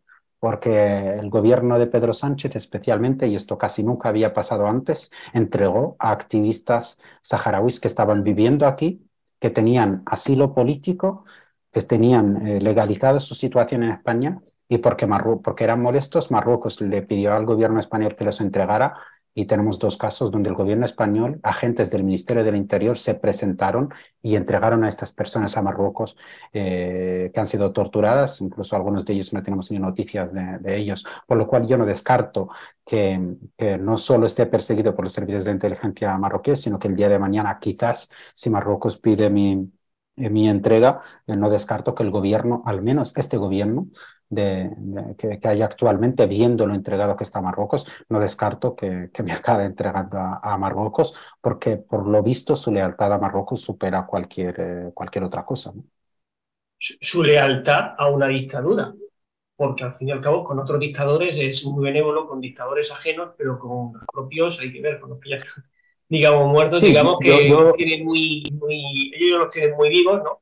Y sin embargo rinden pleitesía a dictadores ajenos. Marruecos, a ver, ¿cómo funciona? O sea, hay un rey que está de fiesta, que no está ausente, que está de fiesta por Europa, se ha llegado a plantear sobre su determinada condición sexual. ¿Cuál es el sistema de libertades en Marruecos? ¿En Marruecos está prohibido la homosexualidad, por ejemplo? ¿O cuál es la relación con los bereberes? ¿Qué relación también tenéis vosotros, los saharauis, con los bereberes del norte, con los rifeños? Porque también había movimientos de protesta. Bueno, comenta un poco sobre ello, ¿no? ¿Cómo funciona Marruecos internamente? No ya solamente con los saharauis o cómo funciona, digamos, aquí en España, porque se saltan, bueno, van un poco también con la convivencia, ¿no? de autoridades españolas actuales, de que entregan a ciudadanos saharauis españoles, ¿no? Que tienen ya la nacionalidad, cosa que es surrealista, el sistema de servidismo que tienen, que a mí me indigna y a muchos de nuestros compañeros también, ¿no? El sistema de pleitesía. Pero ¿cómo es cómo funciona el gobierno marroquí o la monarquía marroquí dentro de sus fronteras? Pues nosotros, pues, bueno, hay un debate de si Marruecos era una dictadura. Yo entiendo que sí, pero ¿cómo funciona con su población? Bueno, aquí me gustaría abrir un pequeño paréntesis sobre algo que has comentado diciendo al inicio. Es que esto no se le suele dar porque en España hay un problema de medios de comunicación que realmente los medios de comunicación no trasladan la realidad o no hay gente lo suficientemente preparada para trasladar a los ciudadanos lo que pasa realmente para entender que se vive en una hipocresía constante. Por ejemplo, hemos visto como el gobierno de Pedro Sánchez saca pecho, ¿no? Al sacar a Franco del Valle de los Caídos, es un dictador que nos tiene que estar en un mausoleo y demás. Pero vemos cómo va a Marruecos a ponerle flores en la tumba de Hassan II, que es calificado por todas las organizaciones internacionales de defensa de derechos humanos como un criminal de guerra. Hassan II bombardeó con bombas prohibidas internacionalmente de napalm y fósforo blanco al pueblo saharaui, dejando a más de 3.000 víctimas en un mismo día. Hassan II bombardeó a los pueblos del Rif. Hassan II cometió las mayores atrocidades de torturas en cárceles a miles de saharauis que han sido asesinados, que han sido torturados, incluso muchos, han sido desaparecidos. Hasta el momento tenemos registrados más de 6.000 saharauis desaparecidos por Hassan II, que no sabemos qué ha sido de ellos, ¿no? Un criminal de guerra conocido en todo el continente africano y condenado por organizaciones de derechos humanos de Naciones Unidas, por Amnistía Internacional, por Human Rights Watch, condenado como criminal de guerra. Vemos como Pedro Sánchez hace pocos meses, en febrero, cuando estuvo en Marruecos, fue a ponerle flores y hacerle un reconocimiento en su tumba a este criminal de guerra reconocido internacionalmente. Luego aquí en España se jacta, ¿no? Se enorgullece de haber sacado a un dictador del Valle de los Caídos. Es realmente sorprendente, sobre todo cuando tienes esta información, eres incapaz de escuchar ese discurso donde dice, bueno, nosotros con la dictadura y sacamos a Franco y demás. Pero oye, es que me encantaría que un solo periodista le diga, oye, ¿y por qué le pones flores a un criminal reconocido internacionalmente, calificado como un criminal de guerra, como es Hassan II? Es que nadie, absolutamente nadie, se hace esa pregunta y le hace llegar esto a los ciudadanos. Todos aplauden, ¿no? Ha sacado un dictador, ¿no? Mientras los saharauis tenemos que aguantar verle ponerle flores a un criminal real de guerra. Y ya respondiendo a tu pregunta, Marruecos es una autocracia a todos los efectos. Todo el poder reside en la persona del rey o un determinado círculo que lo sigue. Es digamos, una especie de burgueses, vive adormilada y vive en ese margen de pobreza, y que la mayoría, ¿no?, de jóvenes marroquíes se ven obligados a emigrar día sí, día también. Vemos como decenas de pateras, ¿no?, y como los jóvenes marroquíes buscan determinadas fórmulas para salir, ¿no?, y llegar a los países europeos, escapando la mayoría de ellos de esa extrema pobreza en la que vive el pueblo marroquí, mientras el rey pues se pasa la mayor parte de su tiempo de vacaciones, ¿no? La prensa británica ha revelado estos días que el rey de Marruecos ha conocido, bueno, sabemos que se ha casado durante un tiempo que no ha durado mucho, luego se ha divorciado. Pues después de divorciarse conoció a un boxeador con el que pasa la mayor parte de su tiempo de vacaciones, siempre según la prensa británica, ¿no? Como publicó la semana pasada The Economist, que es un periódico británico, dijo que en el último año pasó más de 10 meses fuera del país, ¿no? Sabiendo que el año tiene 12 meses, pues eso es casi todo el año fuera de Marruecos. Y bueno, se está viviendo un problema real con el rey de Marruecos, porque ellos sí que tienen fechas esenciales donde el rey tiene que estar presente. Fechas importantes religiosas como el Ramadán, o el fin de Ramadán, o el inicio de Ramadán, o otras fechas nacionales, como para ellos la fecha de la Marcha Verde, que tiene que dar un discurso y demás. Pues el rey no ha estado presente en la mayor parte de esas fechas. Ha intentado un poco disfrazar, en algunas veces se ha grabado su discurso, ¿no?, hasta fuera del país. También ha habido visitas importantes al país de Marruecos donde el rey nunca estaba presente, ¿no?, como la visita que hizo Pedro Sánchez para la cumbre hispanoamericana, que se llevó con él a 11 ministros de su gobierno y que no ha sido recibido por parte del rey. Pero es que para humillación también del gobierno español le recibió un retrato del rey, ¿no? Esto lo publicaba hoy, porque me parece realmente una bofetada al gobierno de Pedro Sánchez, que venir con 11 de tus ministros, que son términos diplomáticos y políticos, quiere decir algo muy, muy importante, ¿no? Que no estás viniendo tú con un ministro de Economía o un ministro de Exteriores para tratar un tema económico o un tema de política exterior, sino que estás llevando a 11 ministros de tu gobierno. En términos políticos, no solo debería recibirte el rey, debería recibirte todo el poder, todo el parlamento, todo el gobierno, porque es un mensaje muy potente, y que sin embargo se le haya recibido como cualquiera porque el rey no quería intervenir o interrumpir sus vacaciones con sus amigos en las costas del Gabón, porque esto lo publicó la prensa francesa, que estaba de vacaciones en el Gabón, y Marruecos dijo que el rey tenía problemas de agenda, ¿no?, mientras pues eso, estaba de vacaciones en el Gabón. Pero el gobierno español, sobre todo el gobierno de Pedro Sánchez, no parece que todo esto no le afecta, y se conformó con una llamada que le dedicó el rey, que duró creo que cinco minutos, ¿no? Desde Marruecos tenemos esto, una dictadura completamente establecida, autócrata, que tiene un régimen que funciona bastante bien, como digo, con un sistema de mafia, es decir, de imponer su política a través de la ocupación, a través de venderle la ideología expansionista a su pueblo, de venderle que se recuperará el Gran Marruecos, que Marruecos volverá a ser grande, con el suroeste de Argelia, con todo el Sáhara Occidental, con Mauritania, llegando incluso a Mali y Senegal, que por el norte incluso se expandirá no solo por Ceuta y Melilla, sino por Canarias. Incluso los más optimistas hablan de recuperar parte de Andalucía. Y también tiene un sistema propagandístico a través de la televisión, a través de la educación, a través de la música, del cine, y a través de relacionar la Casa Real y el rey con la persona digamos, con el profeta Mahoma. y le funciona bastante bien y digamos que su chantaje también funciona bien para tener esa financiación y ese apoyo que necesita por parte no solo de España, sino que también de una forma indirecta por parte de la Unión Europea. También ha sabido jugar bien con Estados Unidos, declarándose como base estadounidense en el norte de África y se ha ganado, digamos, el favor de Estados Unidos, de Francia y demás, porque hace, digamos, incluso de espía muchas veces para Estados Unidos e Israel dentro de la organización de la Liga Árabe, como se reveló en los años 70, que el rey de Marruecos había metido un grabador con él para grabar todo lo que se hablaba en la cumbre y retransmitírselo a Israel, ¿no? Entonces, digamos, esta podría ser una breve radiografía de lo que es el régimen en Marruecos. Y no sé si quieres abrir el turno a preguntas. Sí, voy a abrir las preguntas. Bueno, has comentado hace un momento bueno, que la posición van muchos ministros, fue el presidente, no lo recibió el rey de Marruecos, y anteriormente habías comentado del espionaje, ¿no? ¿Qué sabrá Marruecos qué información habrá sacado? Nos preguntamos mucho los españoles, ¿qué información habrá sacado de ese espionaje que parece que tiene chantajeado al gobierno español, más aparte de lo que has comentado antes, de cómo se estabiliza Marruecos a España en función a la información que puede recibir de mezquitas y demás relacionado con el terrorismo o también bueno, la utilización de la inmigración, ¿no?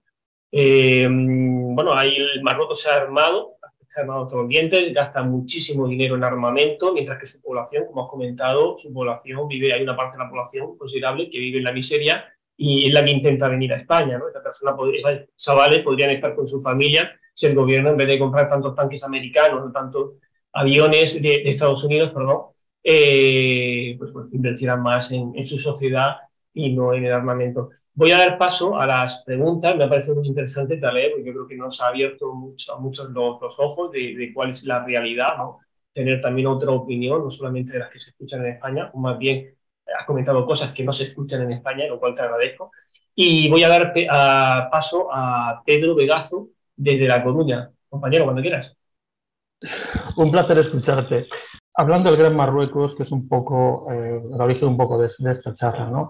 Hablamos de un Marruecos que quiere expandirse por, como decías, Mauritania, partes de Argelia. Es decir, ¿de dónde viene conceptualmente esa base del Gran Marruecos? Es decir, ¿en qué se basa esa tendencia para, digamos, recuperar este Gran Marruecos? ¿Cuál es la justificación histórica que hay detrás de ese Gran Marruecos que se quiere instaurar en ese momento?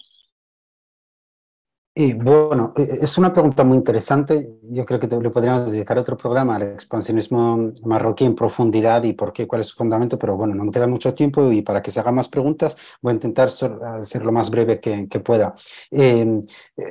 Principalmente Marruecos, no, la política, los que analizamos lo que pasa dentro de Marruecos, la política que estableció Marruecos desde el inicio, desde su fundación, vemos que lo que le ha vendido a su pueblo es que no te prometo una vida cómoda, no te prometo una vida económicamente, digamos, un nivel de vida económicamente alto o mediano, no te prometo una democracia plena, ni te prometo libertad, lo que va a haber es una monarquía impuesta, pero sí que te prometo grandeza. Esto en el espíritu del marroquí siempre ha existido, es un discurso que se ha vendido desde que nació Marruecos. Te prometo un gran Marruecos, Marruecos extenso, Marruecos con peso dentro de África, con peso dentro del mundo árabe, se recuperará ese gran Marruecos, ¿no? Y lo puso como un objetivo a alcanzar sobre el que ha basado todo su discurso, ¿no?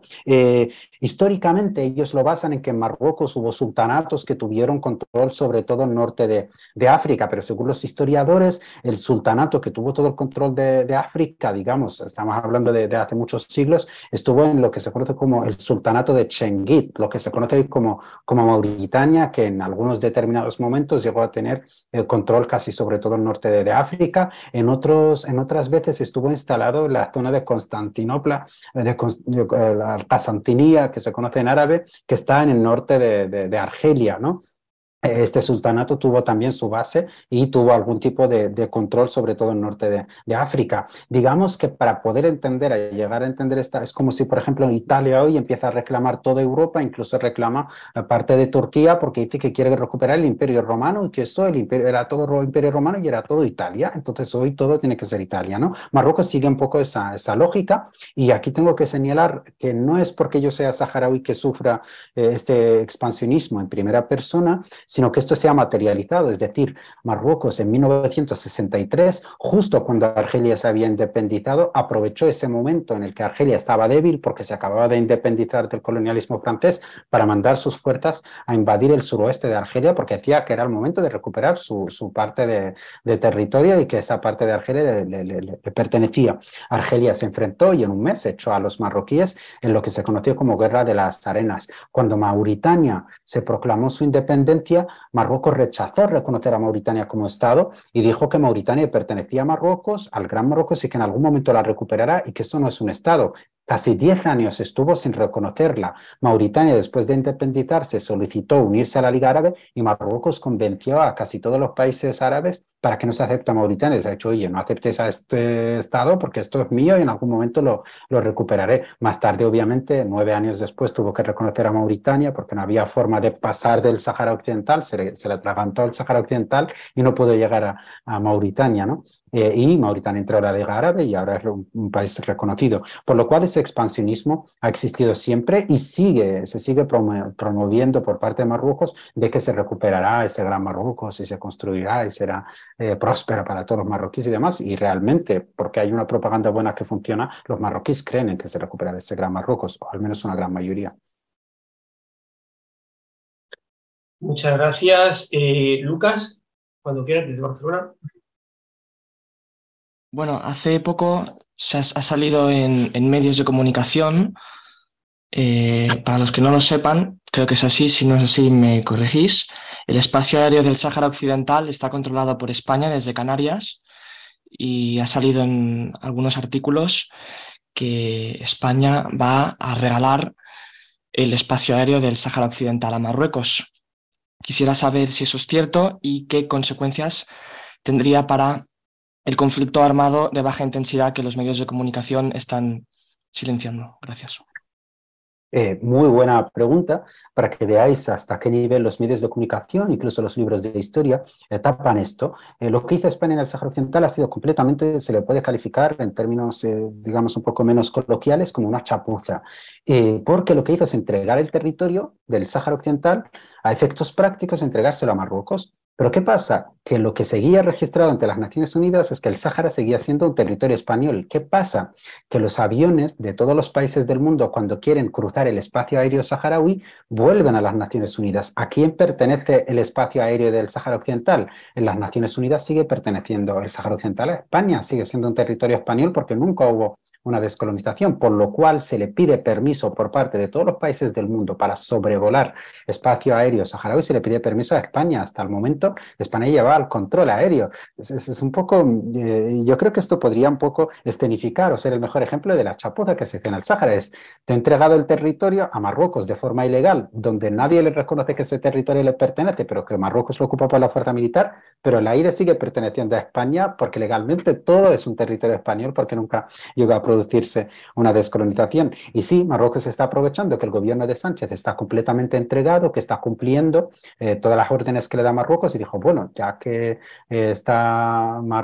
tenemos a este gobierno, entre comillas, pelele, que está haciendo todo lo que le decimos, también está intentando que le cese, perdón, que cese España su control sobre el espacio aéreo saharaui, que se lo entregue también a efectos prácticos a Marruecos, y que España manifieste ante las Naciones Unidas quizás que pasará a Marruecos a gestionar ese espacio aéreo. Marruecos lo está intentando, la prensa ha filtrado que hay negociaciones con Marruecos para entregar el espacio aéreo, pero sin duda pues eso sería otra violación más del derecho internacional y de la legalidad internacional.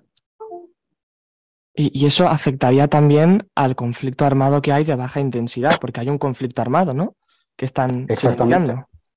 Sí, desde el año 2020 el Frente Polisario y el ejército saharaui volvieron a bombardear posiciones marroquíes, es decir, volvieron a bombardear al ejército marroquí que ocupa el Sáhara Occidental, porque bueno, después de tantos años de espera hemos visto que hemos confiado en la parte pacífica, digamos, durante 30 años en las Naciones Unidas, que vino para hacer un referéndum y acabar con este conflicto. No se acabó y hemos vuelto, viendo los ataques que hacía Marruecos a nuestra población civil, hemos vuelto a declarar la guerra contra Marruecos. Actualmente el Frente Polisario realiza bombardeos de forma diaria a las posiciones del ejército marroquí en el Sáhara Occidental. Y tengo que decir que Marruecos, para responder a los bombardeos, también bombardea a las zonas del Sáhara Occidental que controla el Frente Polisario y que hasta el momento tenemos contabilizado más de 70 víctimas civiles que han muerto por culpa de aviación, de bombardeos de la aviación y de los drones marroquíes. ¿Qué pasa? Aquí se plantea un interrogante muy interesante, que es lo que acabas de plantear, Lucas, que si España tiene el control aéreo del espacio aéreo saharaui, ahí no vuela un avión sin el permiso de las autoridades españolas. ¿Qué pasa? Que estos aviones militares marroquíes que están matando a civiles saharauis, que Marruecos levanta sus aviones y sus drones para bombardear a la población civil saharaui, ¿les está dando el gobierno español permiso para bombardear? Es una pregunta que planteaba un periodista que se llama Alfonso hace poco en el diario El Salto, donde se responsabilizaba de forma directa a las autoridades españolas de la muerte de los civiles en el Sáhara, porque de algún modo tenía la culpa, porque tú das permiso para que esos aviones militares vuelen y bombardeen a la población civil. Muchas gracias. Muchas gracias, Damián Pedrillo, de Argentina. Como sabéis, somos una asociación hispanista y muchos de los compañeros que nos siguen, pues la mitad nos siguen de la península y la otra mitad nos siguen de América, ¿no? Damián es uno de ellos. Compañero, cuando quieras. Bueno, muchas gracias, Taleb. Perdón cómo tengo la voz. Muy rápido para dar espacio a otros compañeros. Vamos a ver, yo sigo mucho a Raad Salam, que es un especialista en temas islámicos, y al coronel Diego Camacho, que va a muchas tertulias de programas. Entonces, yo quería enfocar todo un poco más desde el punto de vista de la filosofía del Islam, que según el coronel Diego Camacho significa sumisión. ¿Qué significa esto? Según él, todos los marroquíes, por ejemplo, bueno, los que están en España y los que están en Marruecos, deben fidelidad al rey durante toda su vida. Los que están en España, aunque sean españoles, se hayan nacionalizado españoles, ellos nunca pueden renunciar a su nacionalidad marroquí. Al ser Marruecos una teocracia, quiere decir que nunca pueden renunciar al Islam. Por lo tanto, por otro lado, Raad Salam dice que la filosofía del Islam es que toda tierra que fue conquistada por el Islam debe ser, y que se fue perdida, debe ser reconquistada. Y según Raad Salam, en España hay 2 millones, hay un ejército de 2 millones de musulmanes dispuestos a reconquistar Al-Ándalus, que es una tierra amada por ellos. Quiero saber tu opinión al respecto. Es que me planteas preguntas como muy complejas que requieren con mucho tiempo, mucha explicación.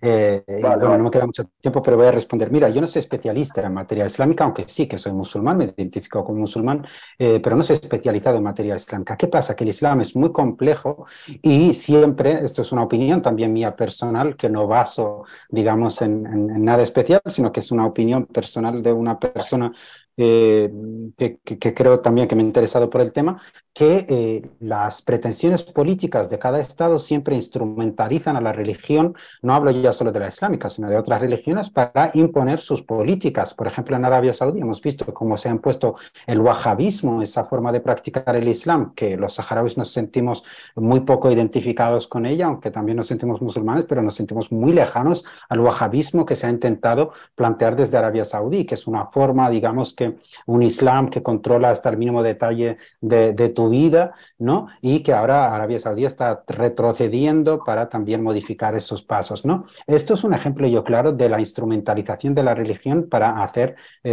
cumplirse o para llevar a cabo estrategias políticas.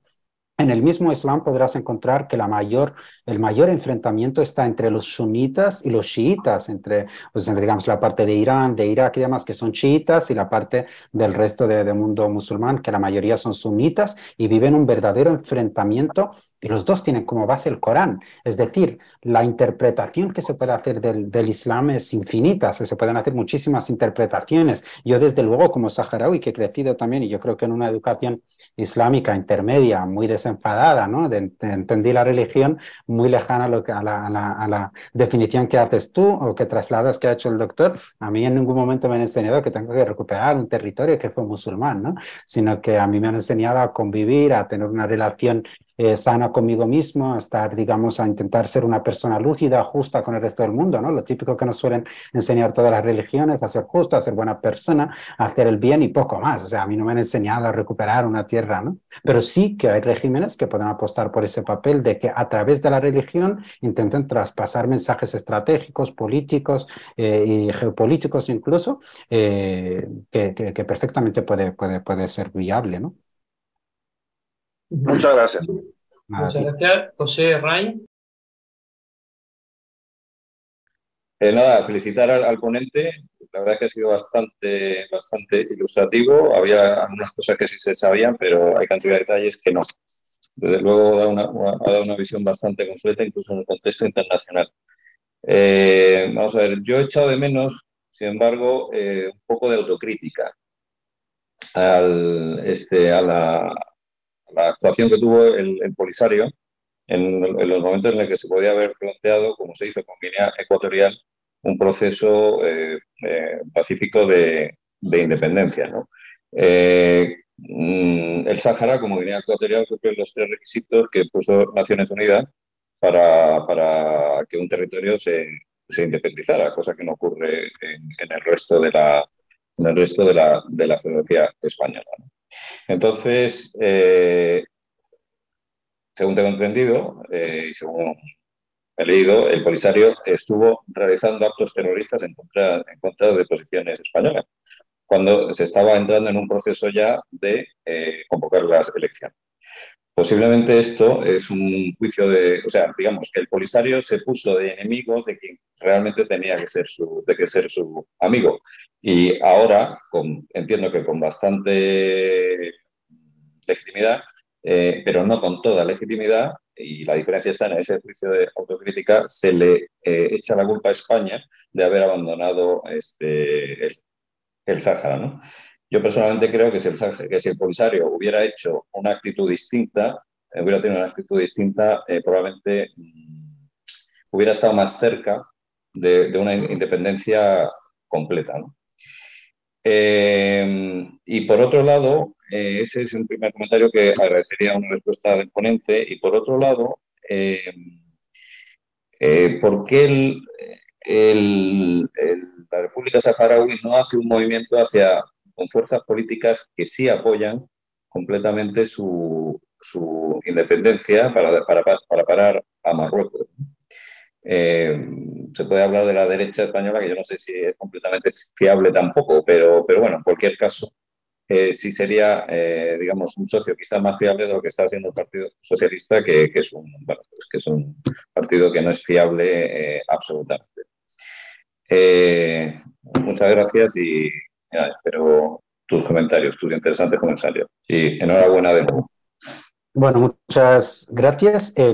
Otra vez me encantaría poder extenderme, pero no me queda mucho tiempo. Simplemente hacer un matiz, que lo que hizo el Frente Polisario no son actos terroristas, porque si, por ejemplo, mañana Marruecos emprende una invasión para colonizar España y el ejército español o la población española empieza a defenderse, pues eso, con las armas contra esa ocupación marroquí, el ejército español o la población española que se estaría enfrentando al colonizador marroquí no estaría haciendo actos terroristas, sino que se está defendiendo de un colonizador, ¿no? Lo que hizo el Frente Polisario, que es el representante legítimo de la población saharaui, es un acto de resistencia contra una fuerza colonial que vino para colonizar su territorio, por lo cual no son actos terroristas y ningún organismo internacional los califica como un acto terrorista. Esto es como uno de los puntos. El segundo punto que planteas es que pones como digamos, haces una comparación con lo que pasó en Guinea Ecuatorial, y aquí tengo que mencionar que tengo que contradecirte, porque la creación y la fundación del Frente Polisario no surgió de la nada, vino después de la creación a finales de los años 60 del Movimiento de Liberación, que prácticamente era un movimiento nacionalista saharaui que solo pedía negociar con España un traslado de la soberanía completamente pacífico. Si vuelves a los historiadores españoles, entre los cuales está Tomás Barbulo, que ha publicado un libro recientemente que se llama La historia prohibida del Sáhara, que os invito a leer, donde explica que como España enfrentó ese movimiento nacionalista que nació completamente pacífico, simplemente como un movimiento que pedía la independencia, el traslado de la soberanía, como lo enfrentó España, lo enfrentó con arrestos de su líder, Mohamed Basiri, que sigue desaparecido hasta hoy en día, y con cientos de desaparecidos, torturados y demás que las fuerzas españolas coloniales torturaron. Es eso lo que empujó al nacimiento en el 73, unos años después, del Frente Polisario, con un grandísimo apoyo popular saharaui, porque vieron que la fuerza colonial no estaba dispuesta a hacer una entrega del territorio y que incluso ya tenían noticias de que España estaría negociando con Marruecos, con Estados Unidos, con Francia la entrega del territorio, por lo cual para nosotros como saharauis era importante ante las Naciones Unidas, ante los estados vecinos, mostrar o proclamar un ejercicio de identidad, pero una identidad no decir no solo estamos, sino que estamos en forma de política y estamos en forma armada, y por eso nació el Frente Polisario como un movimiento político y armado, y no somos una excepción. En Argelia también hubo un movimiento armado que luchó contra el colonialismo francés, en otros países africanos también lo hubo, por lo cual es un movimiento completamente legítimo, reconocido internacionalmente actualmente como movimiento de liberación, representante legítimo del Frente Polisario ante la Unión Europea, ante las Naciones Unidas, ante la Unión Africana. Y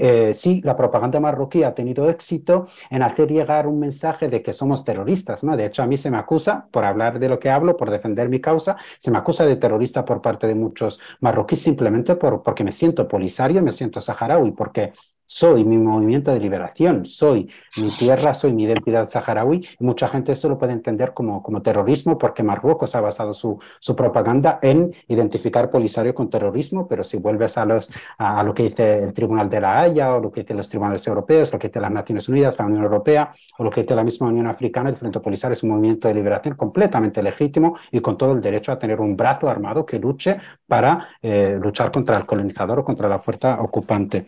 Luego, respondiendo a la segunda parte de tu pregunta, que es por qué la República Saharaui nos acerca a la derecha española, también este es un error, ¿no? Que siempre se ha identificado al Polisario, a la República Saharaui, como muy cercano a la URSS, y tengo que decir que la Unión Soviética rechazó en todo momento reunirse con el Frente Polisario. Sí que hemos tenido relaciones con Cuba, con Venezuela, o con Argelia, o con la Libia de Gaddafi, que eran muy cercanas a la Unión Soviética, pero la Unión Soviética nunca ha tenido una relación directa con el Frente Polisario, y sí que la República Saharaui, el Frente Polisario, tiene relaciones con la derecha. Por ejemplo, en Latinoamérica, los democristianos, que es la derecha de Panamá, fue quien nos reconoció como Estado y quien estuvo en nuestros congresos, incluso el último este pasado año, y nos llevamos muy bien con la derecha en algunos países de Latinoamérica, porque somos un movimiento de liberación, y lo que caracteriza a un movimiento de liberación es que no se posiciona ideológicamente en la derecha o en la izquierda, sino que está abierto a todos los apoyos que vaya a recibir. Otra cosa es que la derecha española nunca haya hecho nada por acercarse al Frente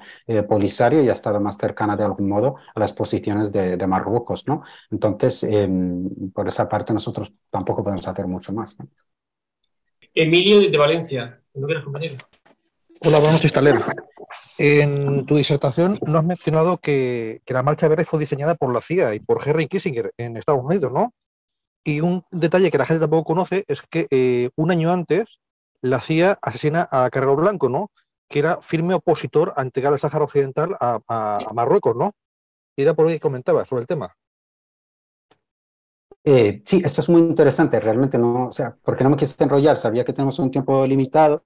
Los términos históricos son mucho más profundos de lo que he explicado aquí, obviamente. Sí, la Marcha Verde fue básicamente una puesta en escena diseñada mayormente por Israel, por Estados Unidos, donde Marruecos pretendía dar la imagen de que su población iba a recuperar un territorio que siempre les perteneció, con una marcha de 300.000 personas, ¿no? A las que el rey de Marruecos había dado un discurso unos días antes y les había dicho: id a recuperar el territorio que os pertenece, ¿no? Tengo que mencionar que este discurso es público y el rey de Marruecos decía, teniendo en cuenta que la mayor parte de la población marroquí es era pobre, y era pobre, dijo, ahí encontraréis riquezas y encontraréis oro, ¿no? Entonces toda esa gente que vemos con las banderas marroquíes en la Marcha Verde realmente no iba con un sentimiento profundo, ¿no? De recuperar un territorio que siempre les había pertenecido, sino que iban pensando un poco en lo que les dijo el rey, que ahí encontrarán oro, ¿no? Y sí, fue apoyado por Estados Unidos, fue apoyado por Israel, fue financiado de algún modo también, incluso la guerra, ¿no? de invadir el Sáhara Occidental, que acompañaba la Marcha Verde, que los acompañaban soldados y aviones militares que iban a invadir el Sáhara Occidental. Todo estaba apoyado por los Estados Unidos, por Arabia Saudí, por Israel, porque teniendo en cuenta el contexto de ese contexto de plena Guerra Fría, ¿no?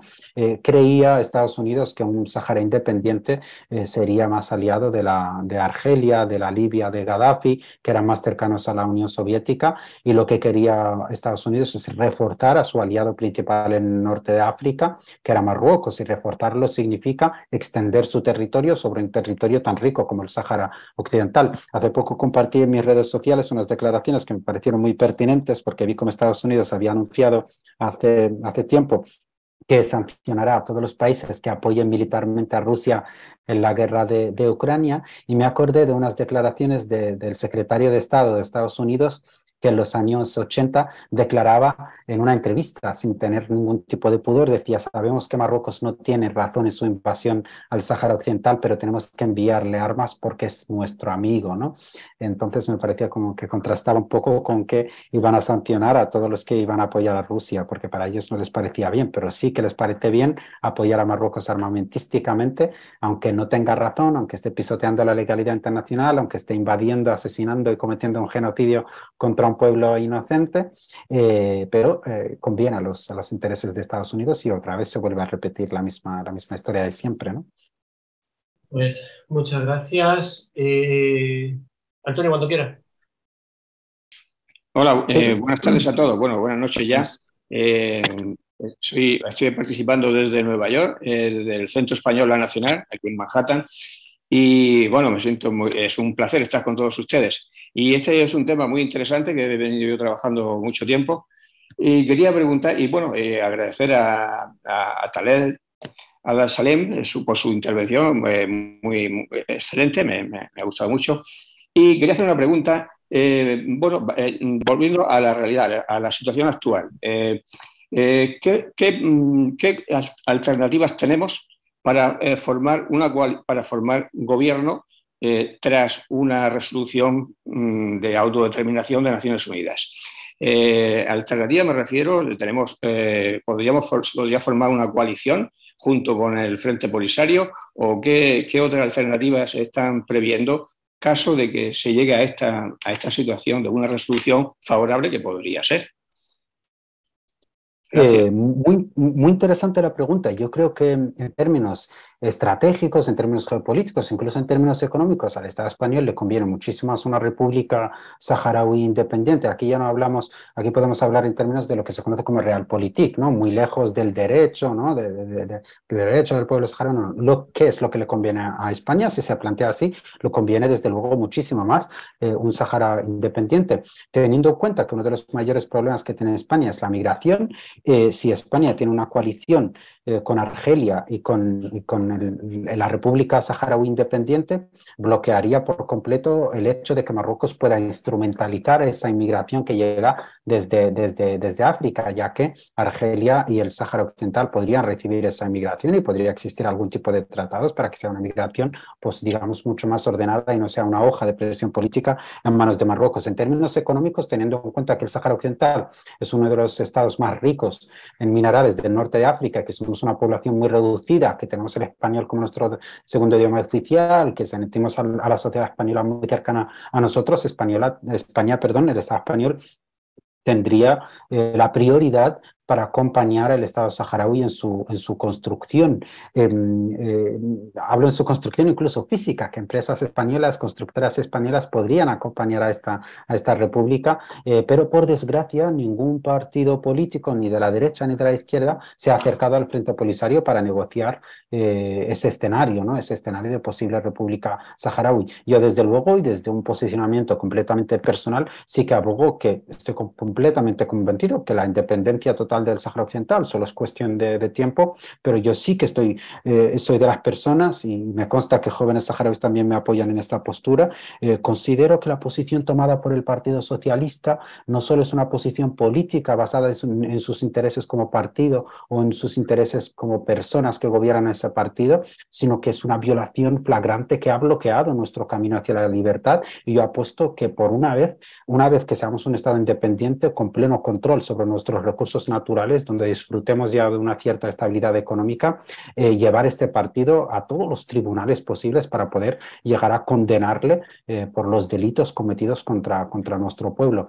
¿Qué quiero decir con esto? Que por desgracia, por parte de los partidos políticos españoles, en vez de buscar acercarse a nosotros y apostar por nuestro Estado independiente, lo que se está buscando es completamente lo contrario, ¿no? Que busquemos, entre comillas, algún tipo de venganza legal, ¿no?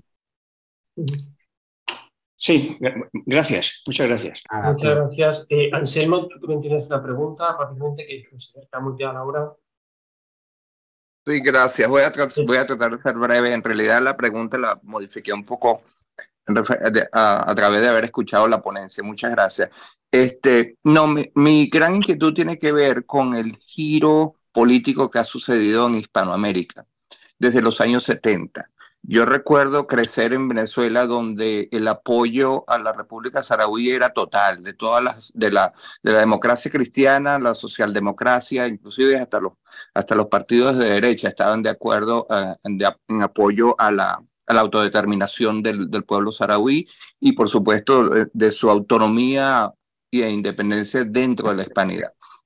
La pregunta es, con el giro político hispanoamericano, me refiero a la izquierdización de países como Venezuela, la Argentina, la inestabilidad de Brasil, la Cuba con la ruptura con la Unión Soviética. ¿Cuál es el estado de esas relaciones hispanoamericanas con el Frente Polisario y con la República Saharaui? Es una pregunta muy interesante. Aquí tenemos que entender que lo que he estado explicando, lo he explicado a lo largo de mi intervención, que Marruecos utiliza un método mafioso, pero es que no lo utiliza solo con Europa o con España, lo utiliza también en Latinoamérica. ¿Qué quiere decir utilizar un método mafioso? Quiere decir también intentar comprar voluntades, intentar comprar políticos, intentar comprar ministros parlamentarios también en Latinoamérica, e ir a los países que reconocen y apoyan a la República Saharaui y al Frente Polisario e intentar comprar voluntades. Este caso lo hemos visto en Chile, donde Marruecos compró literalmente, o sea, no es una acusación, esto lo ha publicado la prensa chilena, al ministro de Exteriores de Pedro Castillo, y lo que decía es que el Sáhara pertenece a Marruecos en una declaración que sacó desde el Ministerio de Exteriores completamente sin el acuerdo del gobierno. Luego se reveló por parte de la prensa que a este ministro se le había facilitado por Marruecos un barco con un cargamento de fosfatos del Sáhara Occidental para que él venda a quien corresponda, ¿no? Y que saque ganancias también millonarias, ¿no? Fue cesado por el mismo gobierno porque la declaración no había contado con el acuerdo del gobierno. ¿Qué quiere decir esto? Eso es un ejemplo básico de compra de voluntades, y también hace poco me contactaron desde una asociación de Uruguay para informarme de que ciertos parlamentarios habían sido invitados por Marruecos, donde les habían agasajado, recibiéndoles en los mejores hoteles y demás, pero esto tiene un precio, que luego a la hora de volver a Uruguay tienes que trabajar para que Uruguay deje de reconocer a la República Saharaui. Sin embargo, esto no ha tenido éxito porque el mes pasado hemos visto como el presidente Maduro de Venezuela dedicó uno de los mejores recibimientos jamás dedicados a un presidente de la República. Ni siquiera se le había dedicado este recibimiento al presidente chino o ruso, que son aliados directos de Venezuela. Se lo dedicó al presidente de la República Saharaui, jefe y secretario general del Frente Polisario, una visita que duró 3 días, donde se le llevó, se le dio incluso la espada, un ejemplar de la espada de Simón Bolívar, y fue recibido con honores también en México, que nos reconoce, y que una de nuestras mayores embajadas se encuentra en México. También en Cuba, en Uruguay, en la mayoría de países hispanohablantes nos reconocen porque son muy cercanos a nuestra causa y saben lo que sufre el pueblo saharaui. Pero esto no quiere decir que Marruecos no esté luchando de forma constante por hacer que acabe este reconocimiento, ¿no? Taleb, te invitamos para más adelante a que puedas seguir dando, a lo mejor, participando en alguna de estas reuniones, porque creo que se han quedado preguntas sin responder. Claro, yo ya he comprometido contigo sobre esta hora, ¿no?, que vamos a cortar la conferencia. Agradecerte, la verdad, una vez más el que hayas estado aquí compartiendo tus conocimientos, tu información con nosotros. Esto nos ayuda a entender el mundo actual un poco mejor, a tener algo más de información y nada, lamentar pues la situación que está pasando en la población saharaui, en los campamentos de refugiados, o peor todavía, los que están todavía en territorio saharaui pues, controlado por Marruecos, ¿no? Y concretamente, pues a ti personalmente, tú tienes la edad de, a lo mejor, no sé si de Lucas o de algunos compañeros de la asociación que están a lo mejor que son muy jóvenes, que a lo mejor tendrían que estar saliendo a lo mejor de fiesta o estar en algún restaurante tomando algo con amigos, y sin embargo estás aquí con nosotros, hoy estás con nosotros, mañana estarás con otro medio de comunicación y al otro con otro, ¿no? O sea, estás entregado completamente a tu causa y por lo menos eso lo admiro, ¿no? Ojalá también nosotros como hispanistas, también como la población española, también estuviera entregada a la causa a la cosa que nos interesa, ¿no? La causa de la hispanidad o la causa de la soberanía española, y no admitiéramos chantajes, que nuestro gobierno, por ejemplo, fuera chantajeado por dictadura. Muchas gracias, Taleb, y esta es tu nada, muchísimas gracias. Y simplemente señalar que perfectamente, o sea, la gente puede estar de acuerdo conmigo en todo, en nada, en poco, en parte, pero que eso es lo completamente natural en el ser humano, ¿no? Al fin y al cabo, si todos pensáramos igual, sería como todo como muy aburrido. Yo creo que es cuestión de perspectivas, y yo creo que la típica imagen, no sé si la habéis visto, ¿no? Que yo desde mi perspectiva veo un 9, tú desde tu perspectiva ves un 6, y no quiere decir que yo esté equivocado, que tú estés equivocado, es cuestión de perspectivas. Así que yo he expuesto aquí mi punto de vista, mi perspectiva, y respeto por completo el hecho de que la gente tenga otra perspectiva, otra forma de ver, otra forma de pensar, o que esté de acuerdo en parte, en nada. Y nada, daros las gracias por este espacio, por escucharme, y nada, espero que haya sido ameno y sobre todo que haya sido mínimamente interesante. Muchísimas gracias. Muchísimas gracias, Taleb.